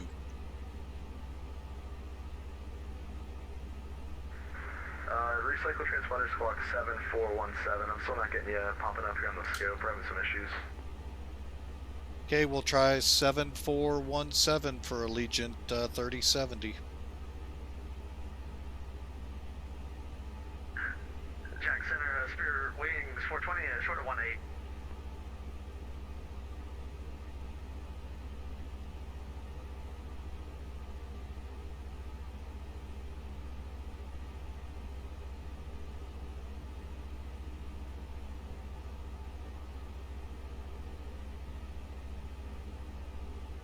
The 3070 radar contact 8 miles northeast of the Wyatt intersection, flight level 390.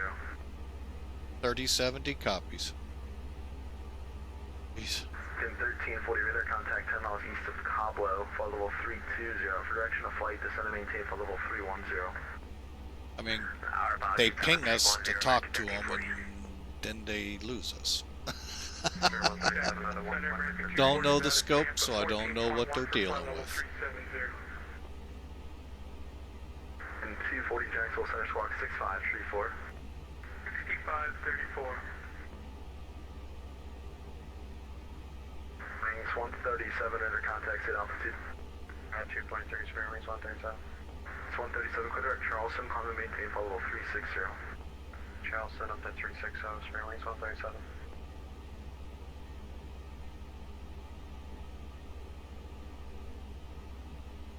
And Jack Center, Spirit Wings 420, short of 1-8, ready to go. Springs 420, runway 18, lap wave. Runway 18, lap and wave, Springs 420. Delta 840 radar contact 18 miles southwest of the Taylor, VOR flight level 340.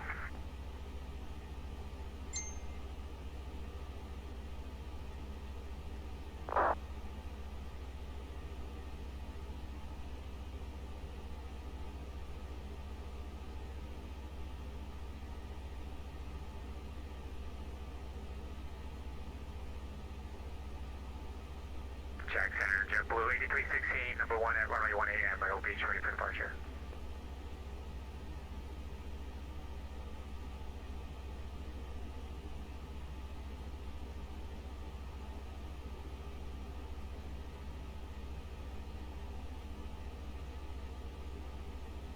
It's 420, flying runway heading, the wind is 090 at 6, runway 18, clear for takeoff. Runway heading, runway 18, clear for takeoff, Spirit Wings 420. 8316, runway 18, line of wave. I have to wait 18, JetBlue 8316.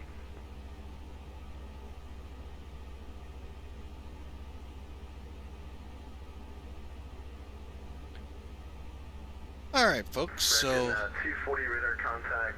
we are 15 northeast at Tabir out of flight level 180, climb and maintain flight level 370. Flight level 370, American 240.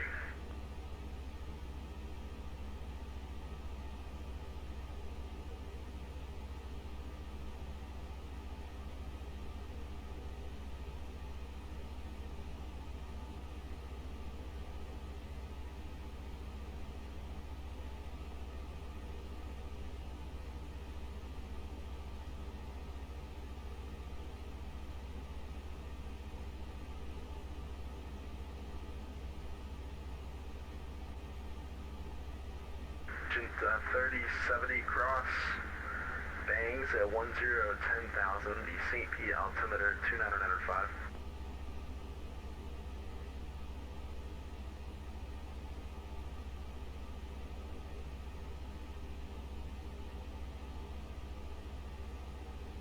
All right, so sorry about that, folks. Getting a message from my moderator about X-Plane and all, so interesting things to come. I'm really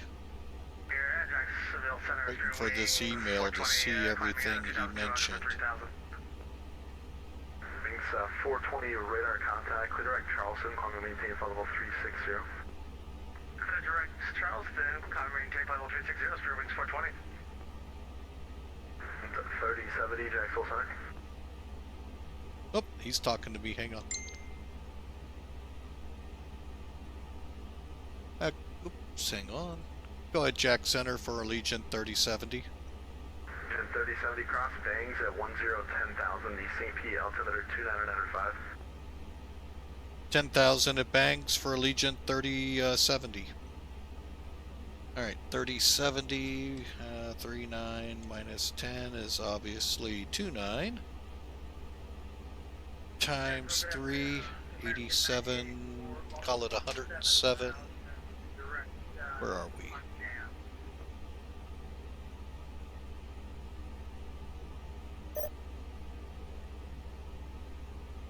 I thought Allegiant 3070 copies, bangs 10,000. American 94, Jacksonville Center, squawk 7434. Kinda getting tired of these people. 994, Jacksonville Center, squawk 7434. Alright, let's get this loaded in here. Current weather.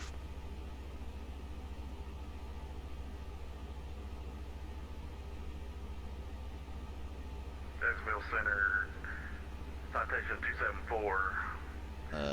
2995. Okay, so let's go next phase, QNH 2995. Whoops. Make sure to put the decimal in, folks. Temperature there, 31.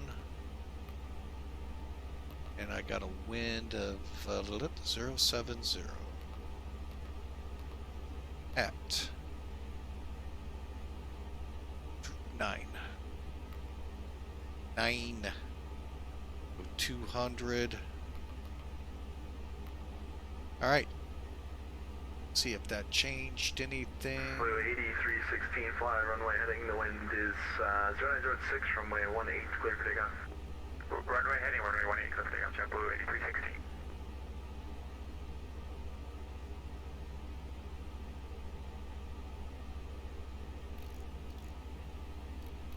Good 984 radar contact 34 miles northeast of the Columbia VOR at 17,000. Yeah, Columbia altimeter is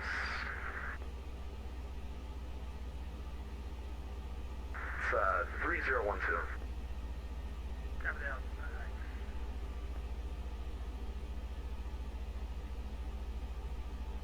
November 274, I have your clearance lines ready to copy. 274, ready to copy. 274, clear the Charlotte Airport, radar vector Salmon, that is filed, maintain 2000, expect flight level 180, 2 minutes after departure, departure frequency 135.902, squawk 6520.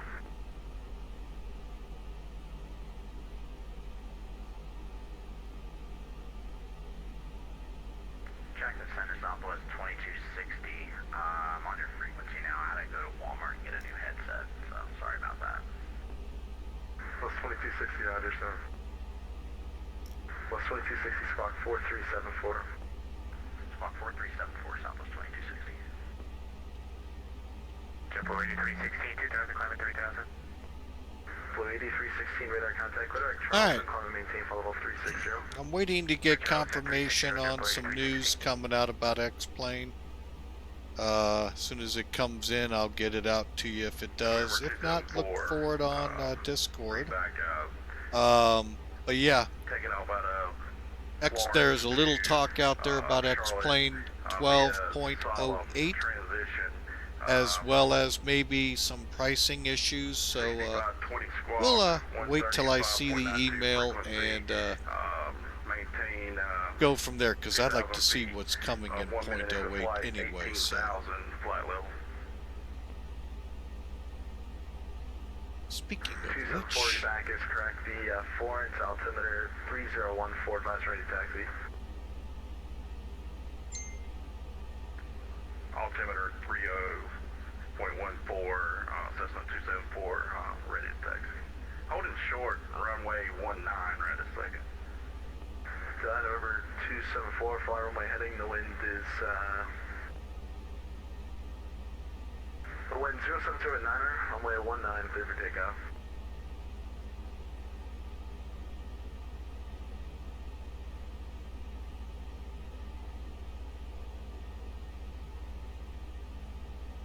all right, so we have begun our descent. Copy, wind 09er, ready for takeoff. That's 2260 descend via the Grinch for arrival. Orlando is landing north. The Orlando altimeter 29907. Radar contact 1 miles northwest, northeast of Ocala. I don't know why people hear that tone, don't And stop talking. 2260 radar contact 18 miles northeast of Ocala. All right, so we got the ILS on LS and constraints. We have not put the seatbelt sign on yet. We're going to wait till about 31,000.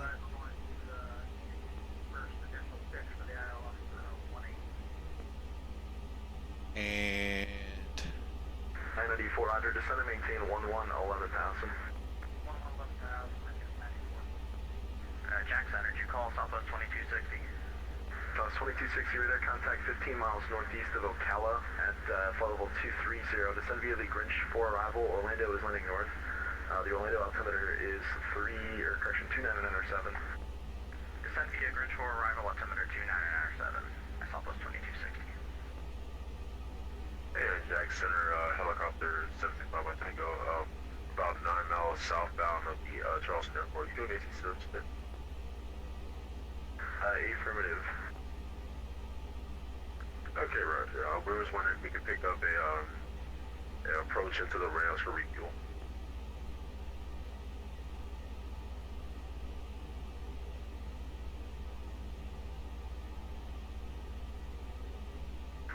Mike Tango, Roger. Landing at the non-movement area is at your own discretion. The Charleston wind 0709er altimeter is 3010. Report landing assured.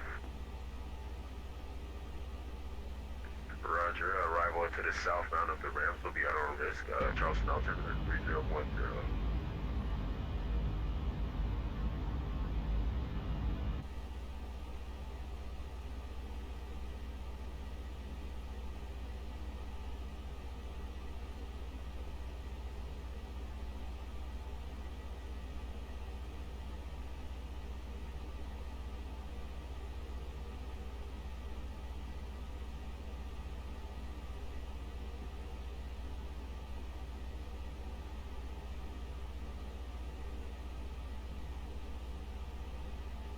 In 984, clear direct UC step, cross UC step, at or above 2000, cleared ILS approach runway 18 Myrtle Beach. Alright, clear direct UC step, and we're clear for the ILS 18 Myrtle Beach, and we're up there at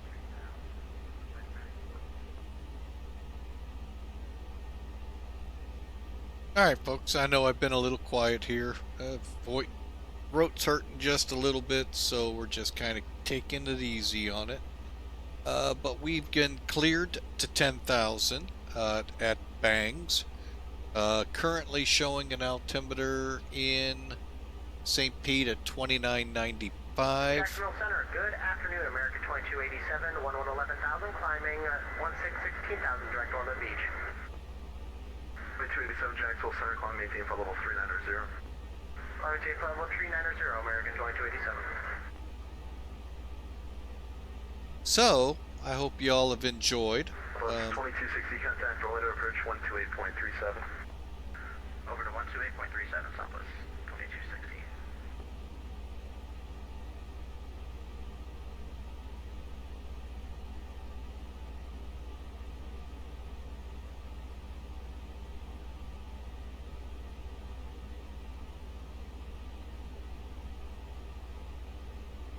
All right, I think we're going to go ahead. Seatbelt sign on.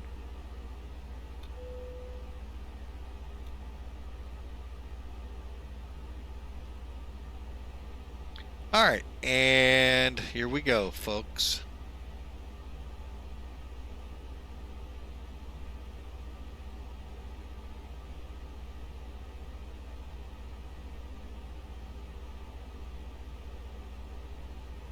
Jacksonville Center, this is Cessna 274. We're airborne, 2,000 feet.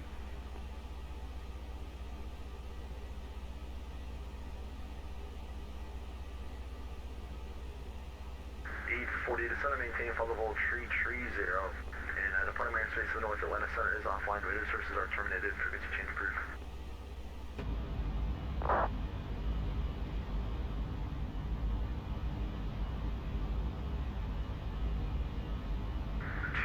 Four ident.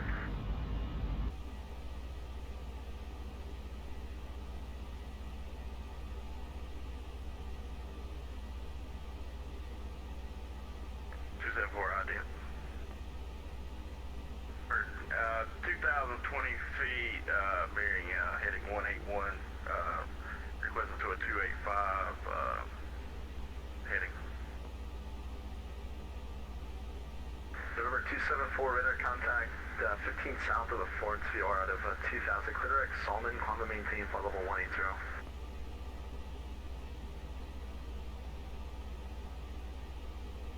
Copy 15 miles out, Florence, transition to Solomon, maintain flight level 18,000. Good afternoon, Jack Center, Delta 120, with out of 12 for 15,000. 128 Jacksonville Center, hello, climb, maintain flight level 330. Up to 330, Delta 128. Jack Center, American 1278 with you, climbing up to 340, about 50 from Spartanburg. Okay, 1278 Jacksonville Center, squawk 1030. 1030, 1278. All right, folks, we're just kind of listening in, easing on down to 10,000 feet of bangs. Looks like we'll make that with no trouble. 28,000. All right, so we have Lala ahead of us, Corral, bangs. Yeah, Corral.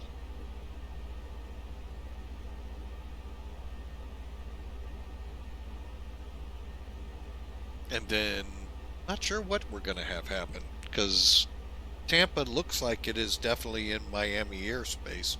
However, where we make that turn direct to the airport is Tampa, or Jacksonville. So that'll be interesting to see how this all transpires.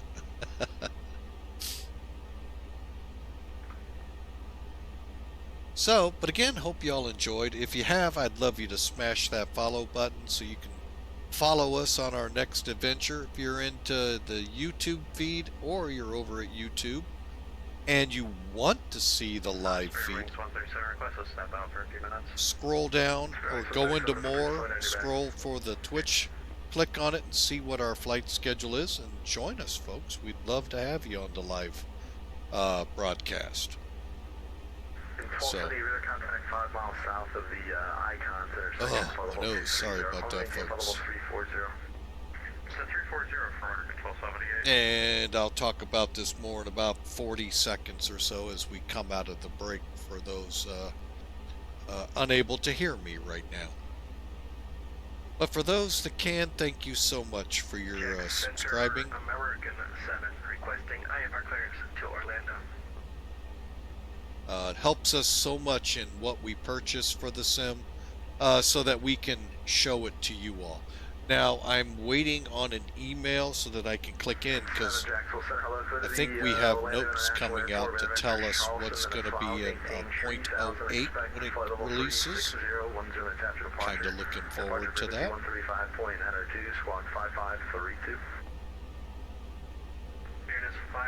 It is just taking its time. That's okay. It'll come eventually. Kind of curious what's ahead for us. Alpha, expect 18 will call for departure, American 7.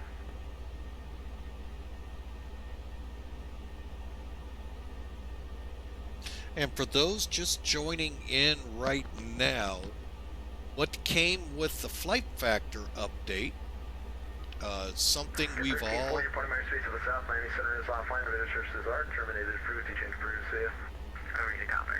I thought that was me. We've all been asking for it. It's here. And it's pretty good, folks. I'm going to have to say, I kind of like it. And it also, with the set button, sets it into your FMC. So that's it's a really good thing. I'm going to try on the ground to set it to pounds and see what happens by going here to settings. Alright, and back to FAP. This is all of our stuff. And if you've ever flown on an Airbus, I know when we did to Mesa, Arizona last year, the flight attendant was doing most of this, not the pilot. So that was pretty neat to see. Alright, we should be steepening our descent here.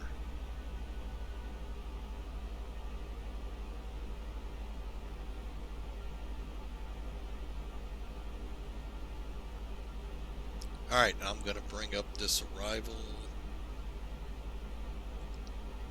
Okay, so Bangs is 10,000. Corel, we just got to be above 8,000. Delta 81 with you, flight level 330. Delta 81, Jacksonville Center, squawk 3445. Okay, we're going to go into a...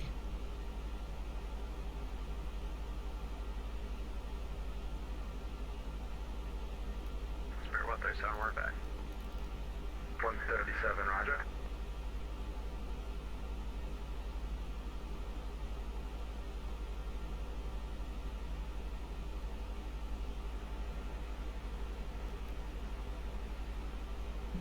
Jackson, helicopter, Census Papa Tango has landed, sure. 65 Mike Tango, roger. Roger, we'll contact you, we're ready for departure. Alright folks, so we're coming down a little steep here.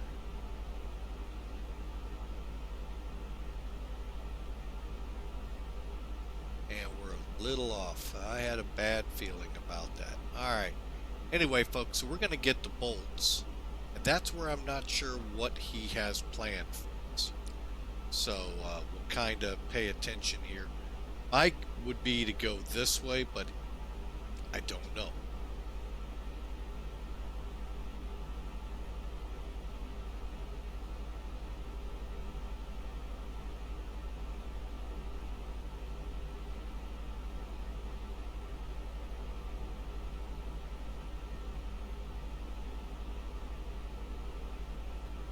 Thanks, 137 state Mach number.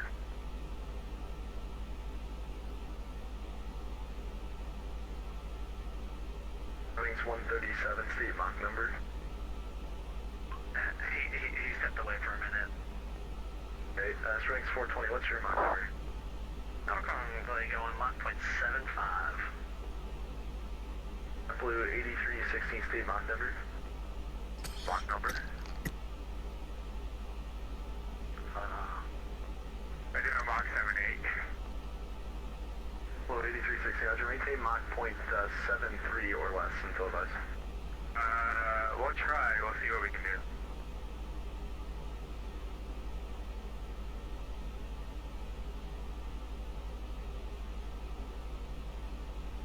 right, 2995.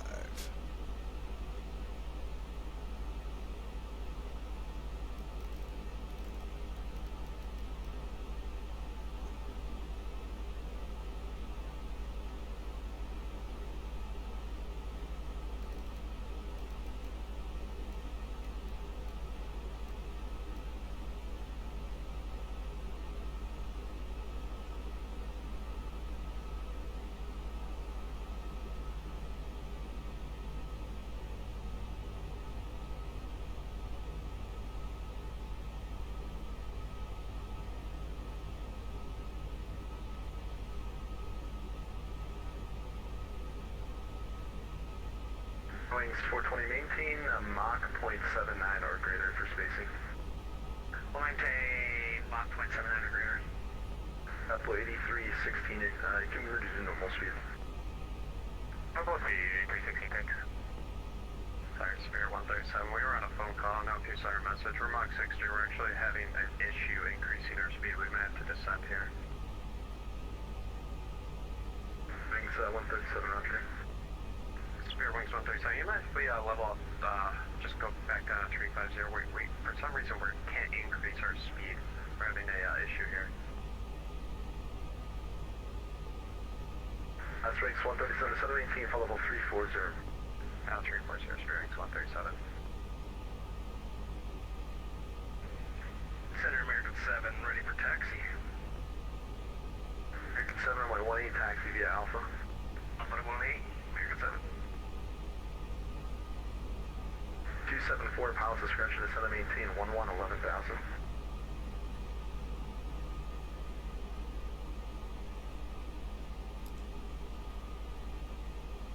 November 274, copies 11,000.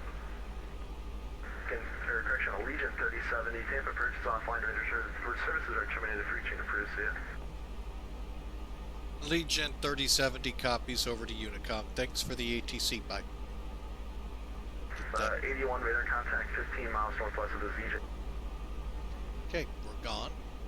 Check means we probably haven't entered.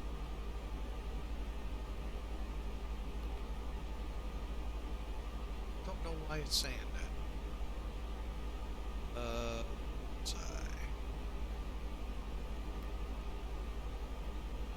Okay. Continuing down.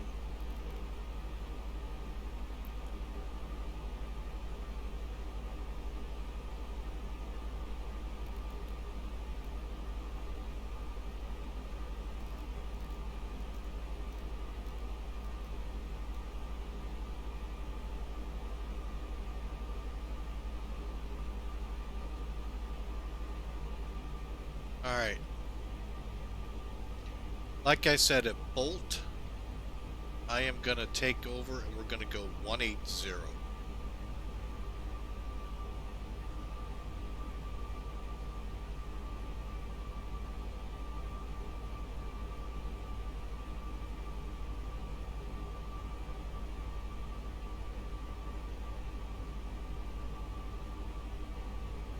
Don't know how I kicked on meters. Somehow I did.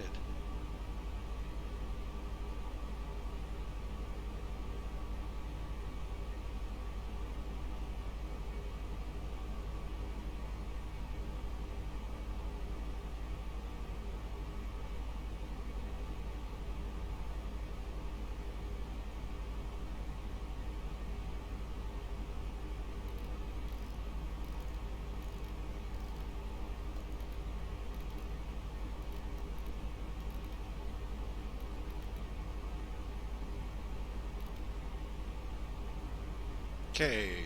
Alright folks, so we're on our own now. Alright, so we're making the turn right there at Bolts. Headed down to 36 for the approach.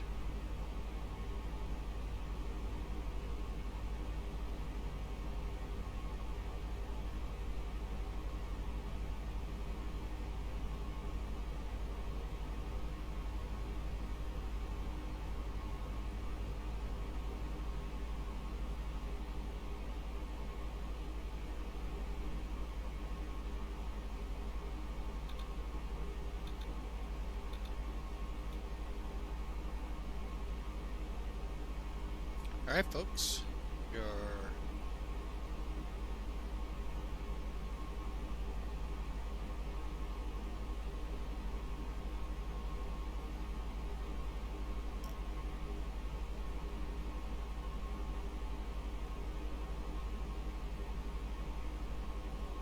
somewhere along the line, I clicked the meter button, and that is.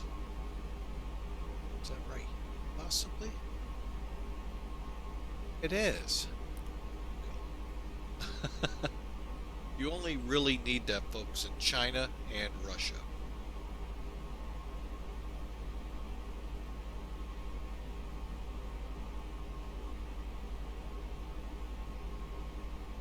All right, I'm going to do a quick step out here. Let me look at Similware.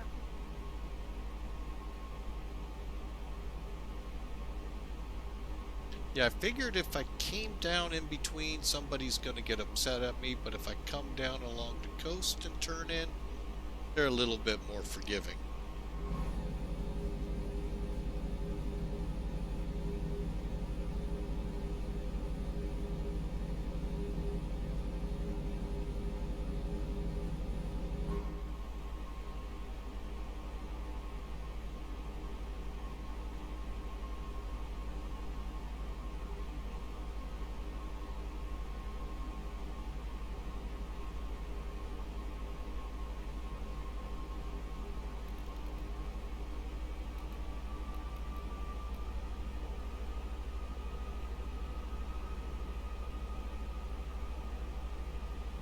Alright folks, so here's where we're aiming for.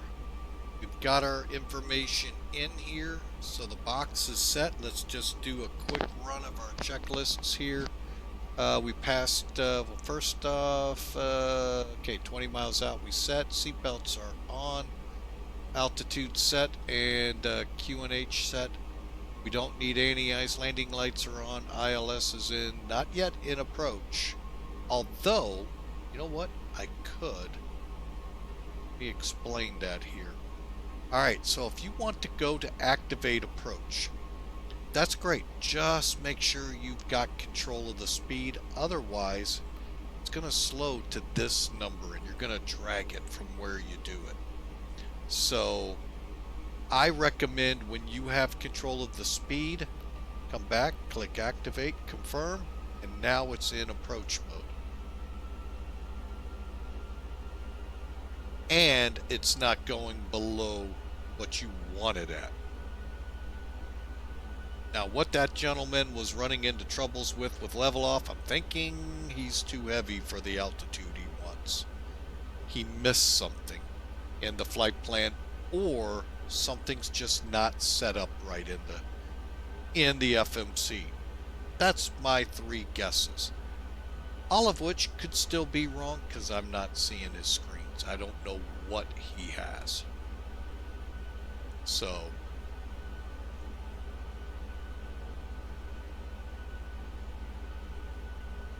alright, so here we go, folks. I hope y'all are ready. You know what? I haven't done this in a while. Well, actually, I did. Last flight out I did. I put a prediction in.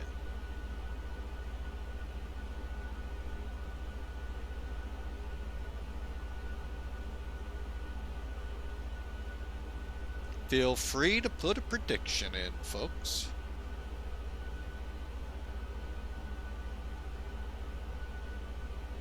Okay, now for the approach.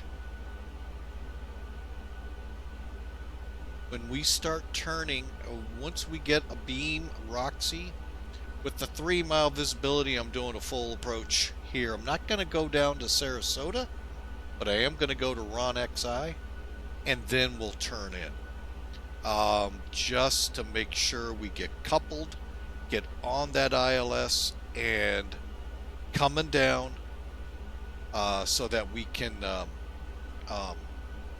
get to a point once we see the runway at 3 miles out, then we'll take over. Till then, it's on the autopilot.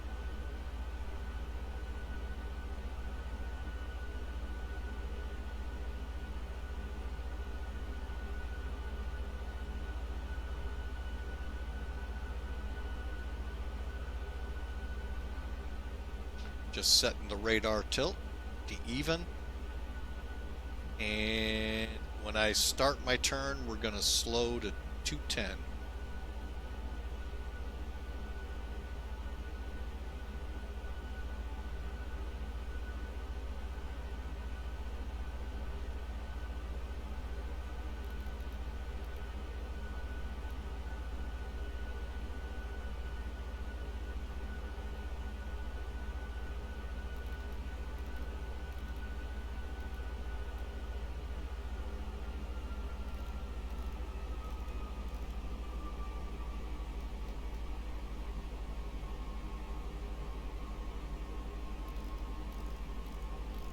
Go 090.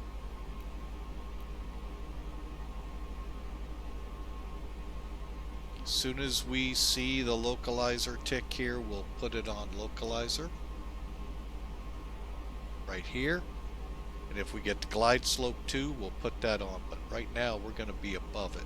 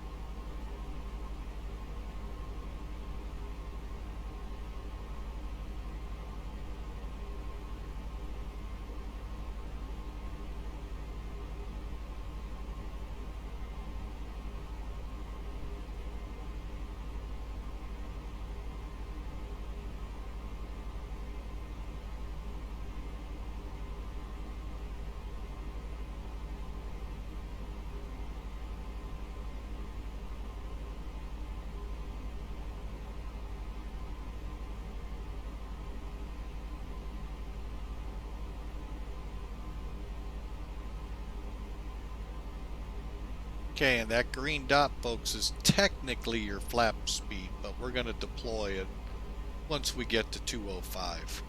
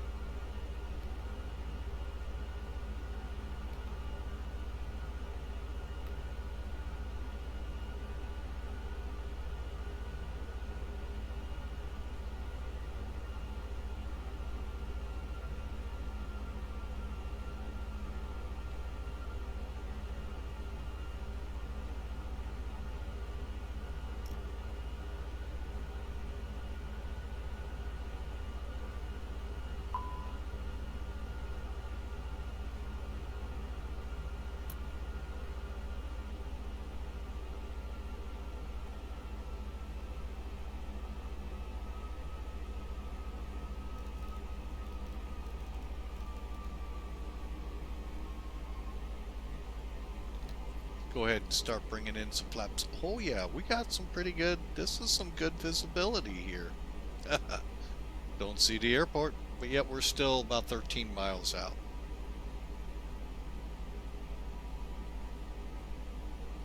Flight attendants, prepare for landing. Okay.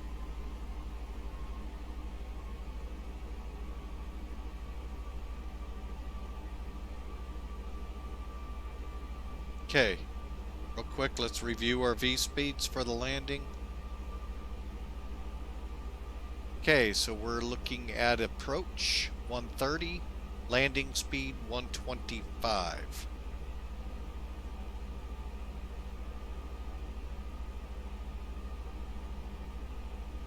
Again, reported 3 miles. We'll see. 200 is our minimums. Okay, I'm going to begin slowing us.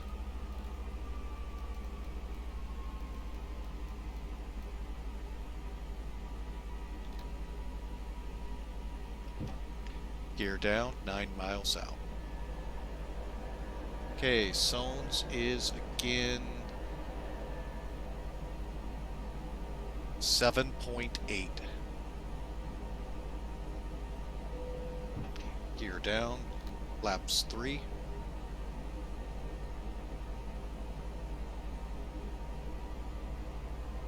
Flaps 4.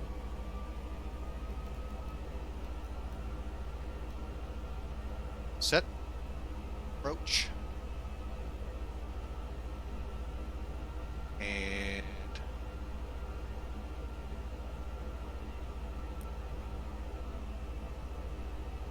Zones. Timer on.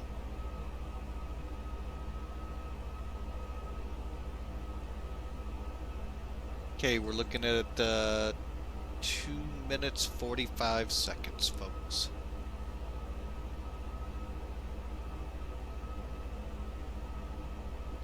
There.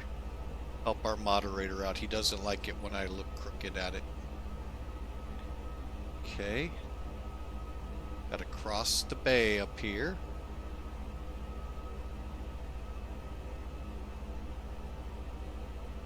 Flaps full, gear down, cabins ready. Brakes set, spoilers set, flaps full, cleared to land.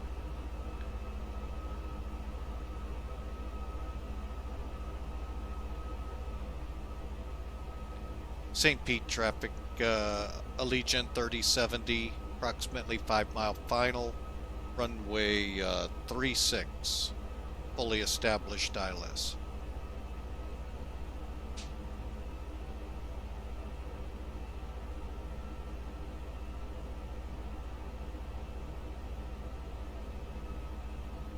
Now we have a, well, what I'm assuming would be a wet runway, but I don't know. Okay. 1,000. Here's 4 miles.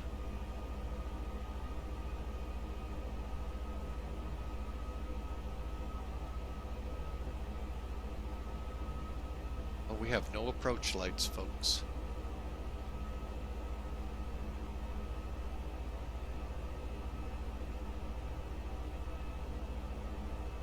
Comes 3 miles.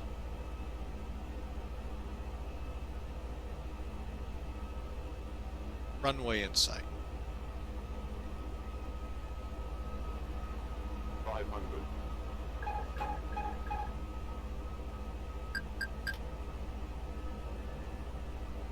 400.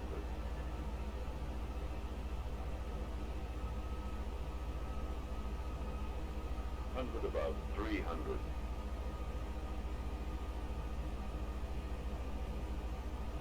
Minimum 200.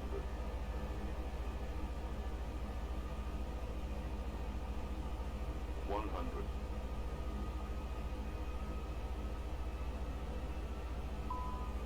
50. 40. 30. Oh, 20. Retard. 10. 5. Retard. Retard. come on, recover. Retard. Retard.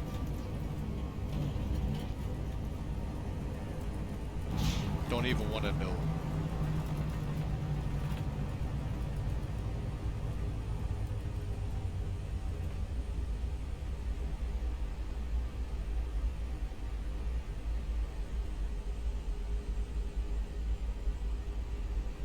Don't even want to look right now.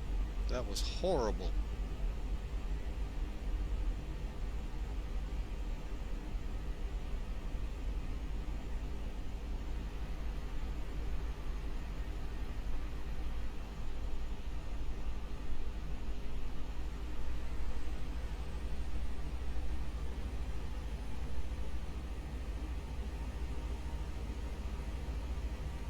we're still in reverse.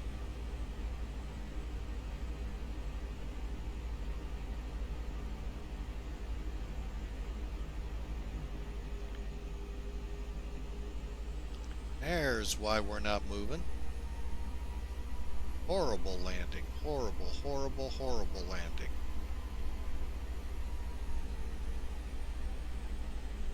Well, at least we're on the ground, taxiing in. I'm here to tell you, folks, that's pretty good METAR. I'd say about 2.5 miles, although I think I was looking in the wrong place for the runway. But yeah, we got in.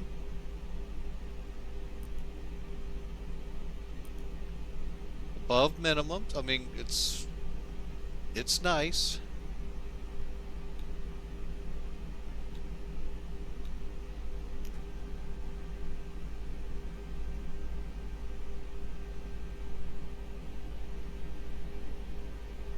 But yeah, that was horrible, folks. I didn't see anything about rain in that METAR. Just haze.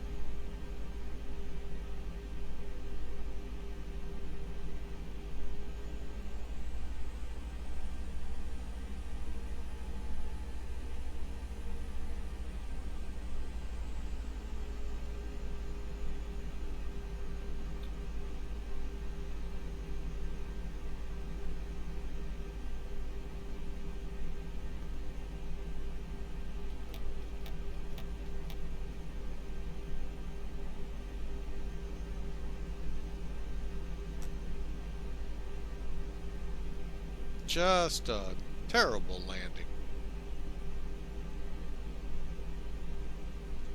Alright, so, well, we're going to come off at right here at Delta for the gate. And I'm going to go ahead, turn the wing lights off.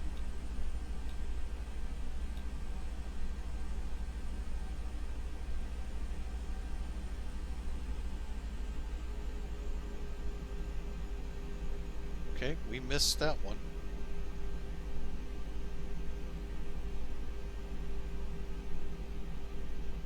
That's okay, we'll just come up here and go down this way. No, we are not going for the gates, folks. Most of the Allegiant flights go exterior load. So, that's what we're gonna do. And I think they're mostly down this way. Train off.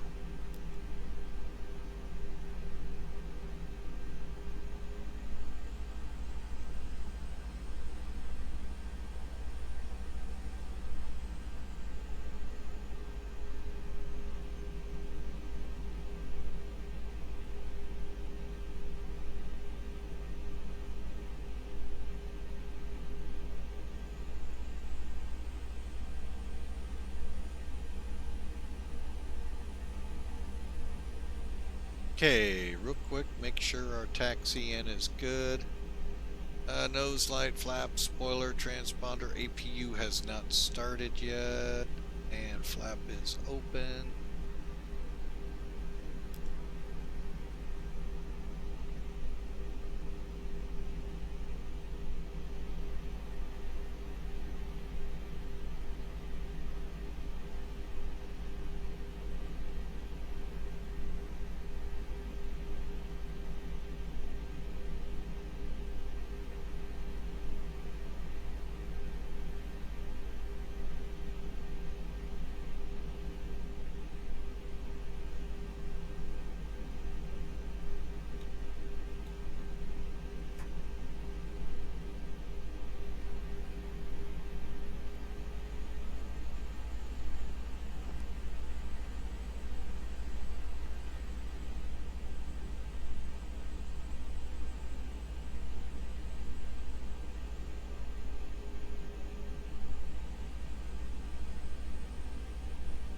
Alright, so we're in the taxi in phase, folks. Hope you enjoyed that rock and roll ride in.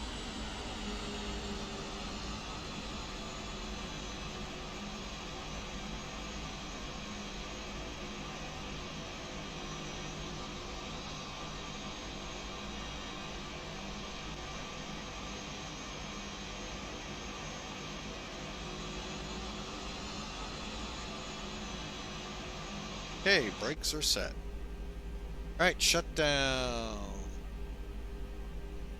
Brakes are set, levers idle, and coming on with the bleed.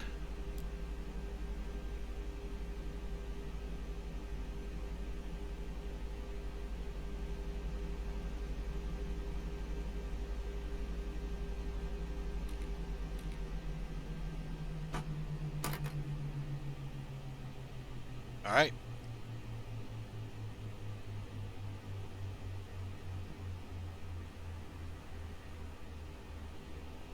All right, let's call it, folks, what it was. Not a great landing, but overall a great flight. All right.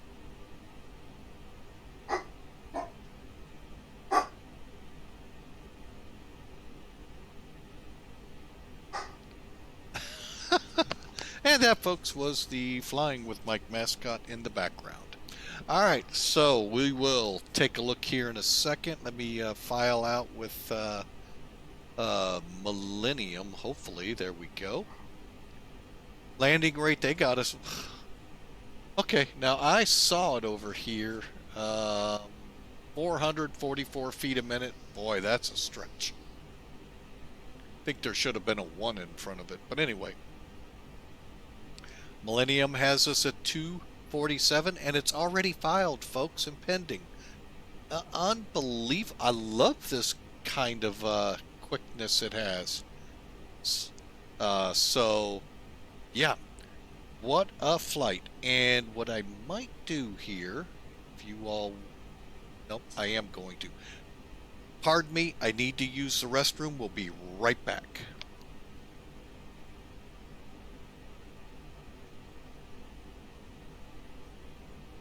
CC7 Island B, go now.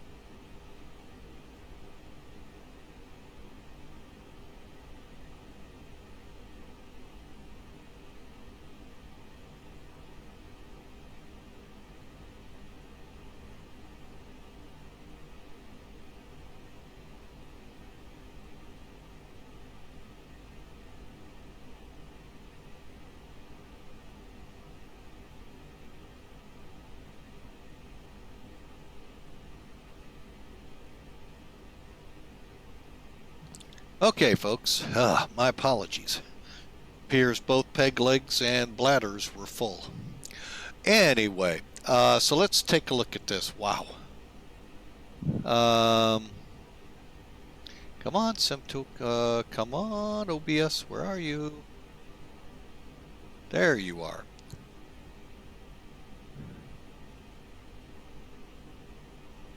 Okay. We're gonna first. I don't think anyone was following us, but let's make sure.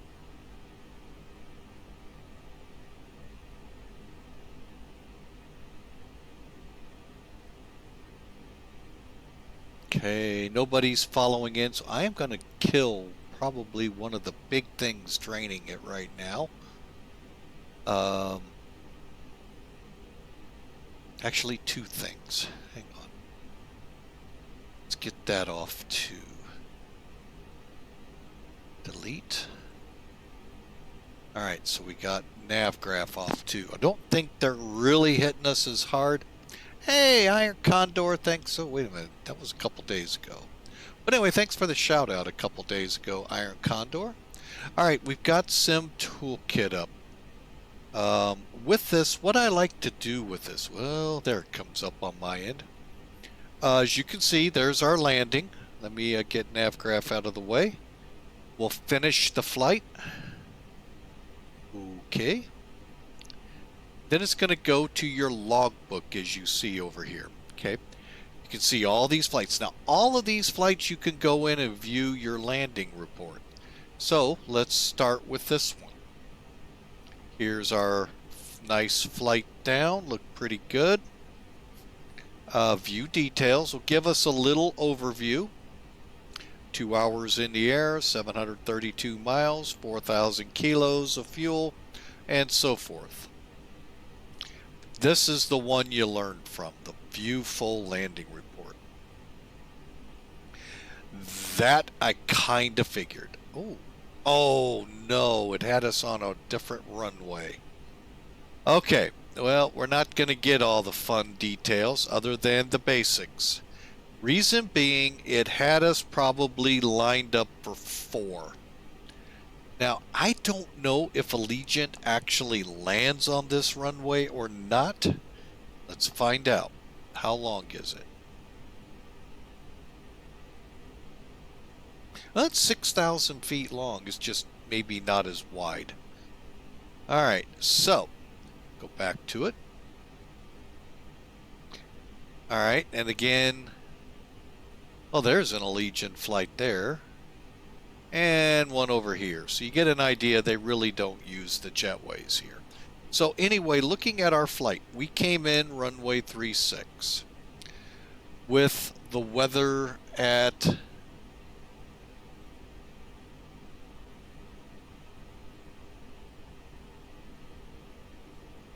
I don't know what world you live in. I land. But anyway, anyway, so we got the landing area here, and we touched down here, which is still good, but I'm gonna guess 500, 1,000, about 1,400 feet down the runway, and about 20, 30 feet to the left of the center line. So, all right, really a fun flight though. We're gonna try to replay this. So far, so good, folks, on replays. We've gotten quite a bit. I wonder if maybe putting X-Pilot up here is helping to make it tough. All right, so it's gone. So, all right, and here we go. Let's see.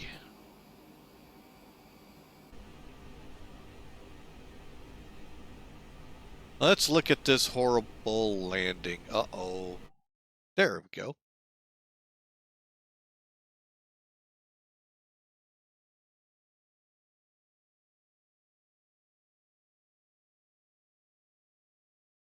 You know what? Let's back it up a little.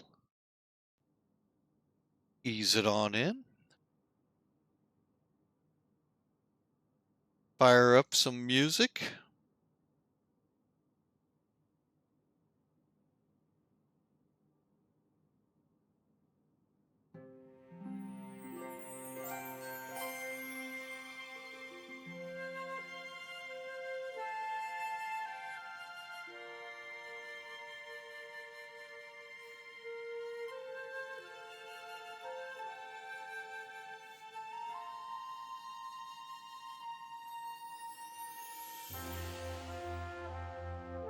No worries for those going to break. We got a 6-minute song, so you'll just miss a couple approaches. We'll keep her in slow-mo here.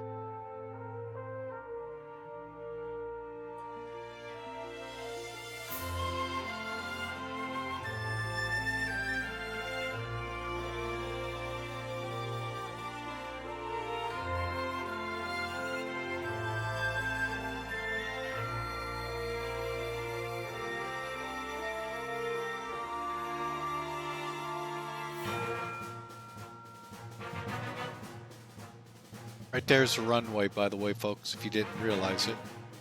I was keyed here for a little bit, and then look at that. Okay, they ought to be back here in just a couple seconds. There they are.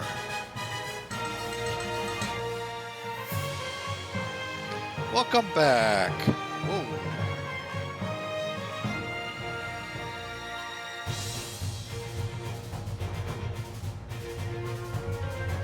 It almost acted like a back course now that I think about it.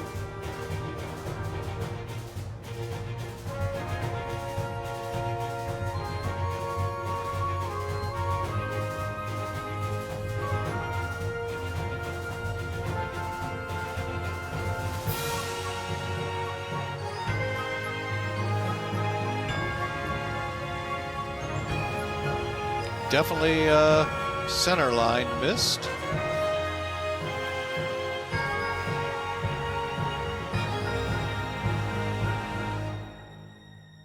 Let's kind of watch it get wobbly here.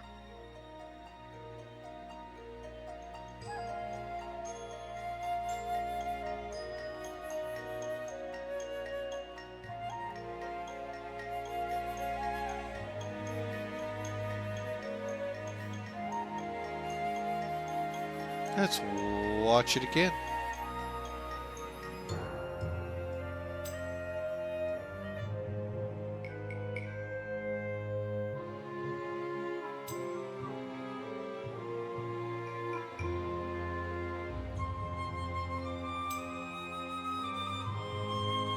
Not sure why it got so wobbly at the end.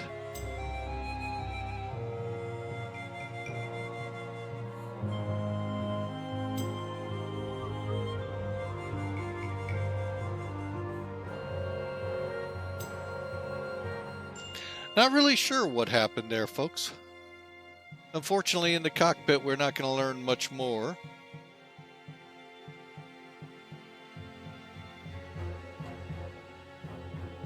Other than see the wobbliness right about the runway here.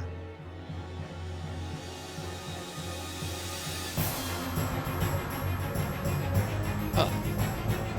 Maybe that's why it's only 400 feet a minute. Okay.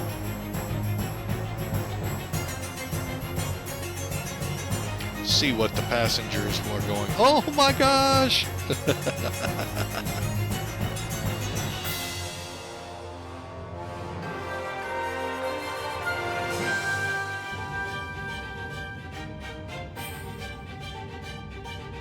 I've always been trained, folks, in flight school. Any landing you can walk away from, it's a good landing. So that's what we're going to walk away with here. Great landing? No. But we're going to walk away. I don't know why the reversers didn't close up. Because they reopened. Huh. All right, folks. Well, we're going to call it. Call it what it was. A great flight until the landing. So I want to thank you all for being a part of Flying with Mike. Let me turn this down a little. And hope to see you all tomorrow. Tomorrow is going to be an interesting day, I hope. Tomorrow, that's not the schedule. Tomorrow we are scheduled down under. Where is my cursor? Doggone it. Alice Springs to Adelaide. And we're going to do it in the 767 from the same company. Woo! So, ought to be fun, folks. Look forward to seeing you all there. As always, folks, stay safe. Be nice to everyone around you. Be forgiving. God bless you all. We will see you tomorrow. And hopefully, a lot better landing. So, enjoyed the day. Thanks to Int'l for the kind resubscription. Now up to 3 months. We sure appreciate you being on board. And folks, I hope you all have a great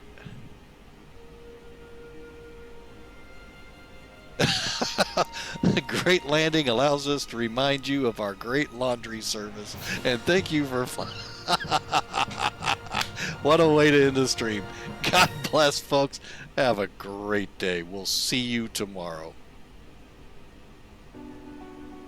Whoop. Why is it? Man, this system is just slow. Wow. Not sure what's really causing all of this. Hopefully we figure that out. Well, let's try closing that. Maybe that's causing it. It could be. All right, folks. Well, you all have a great night. We'll see you tomorrow.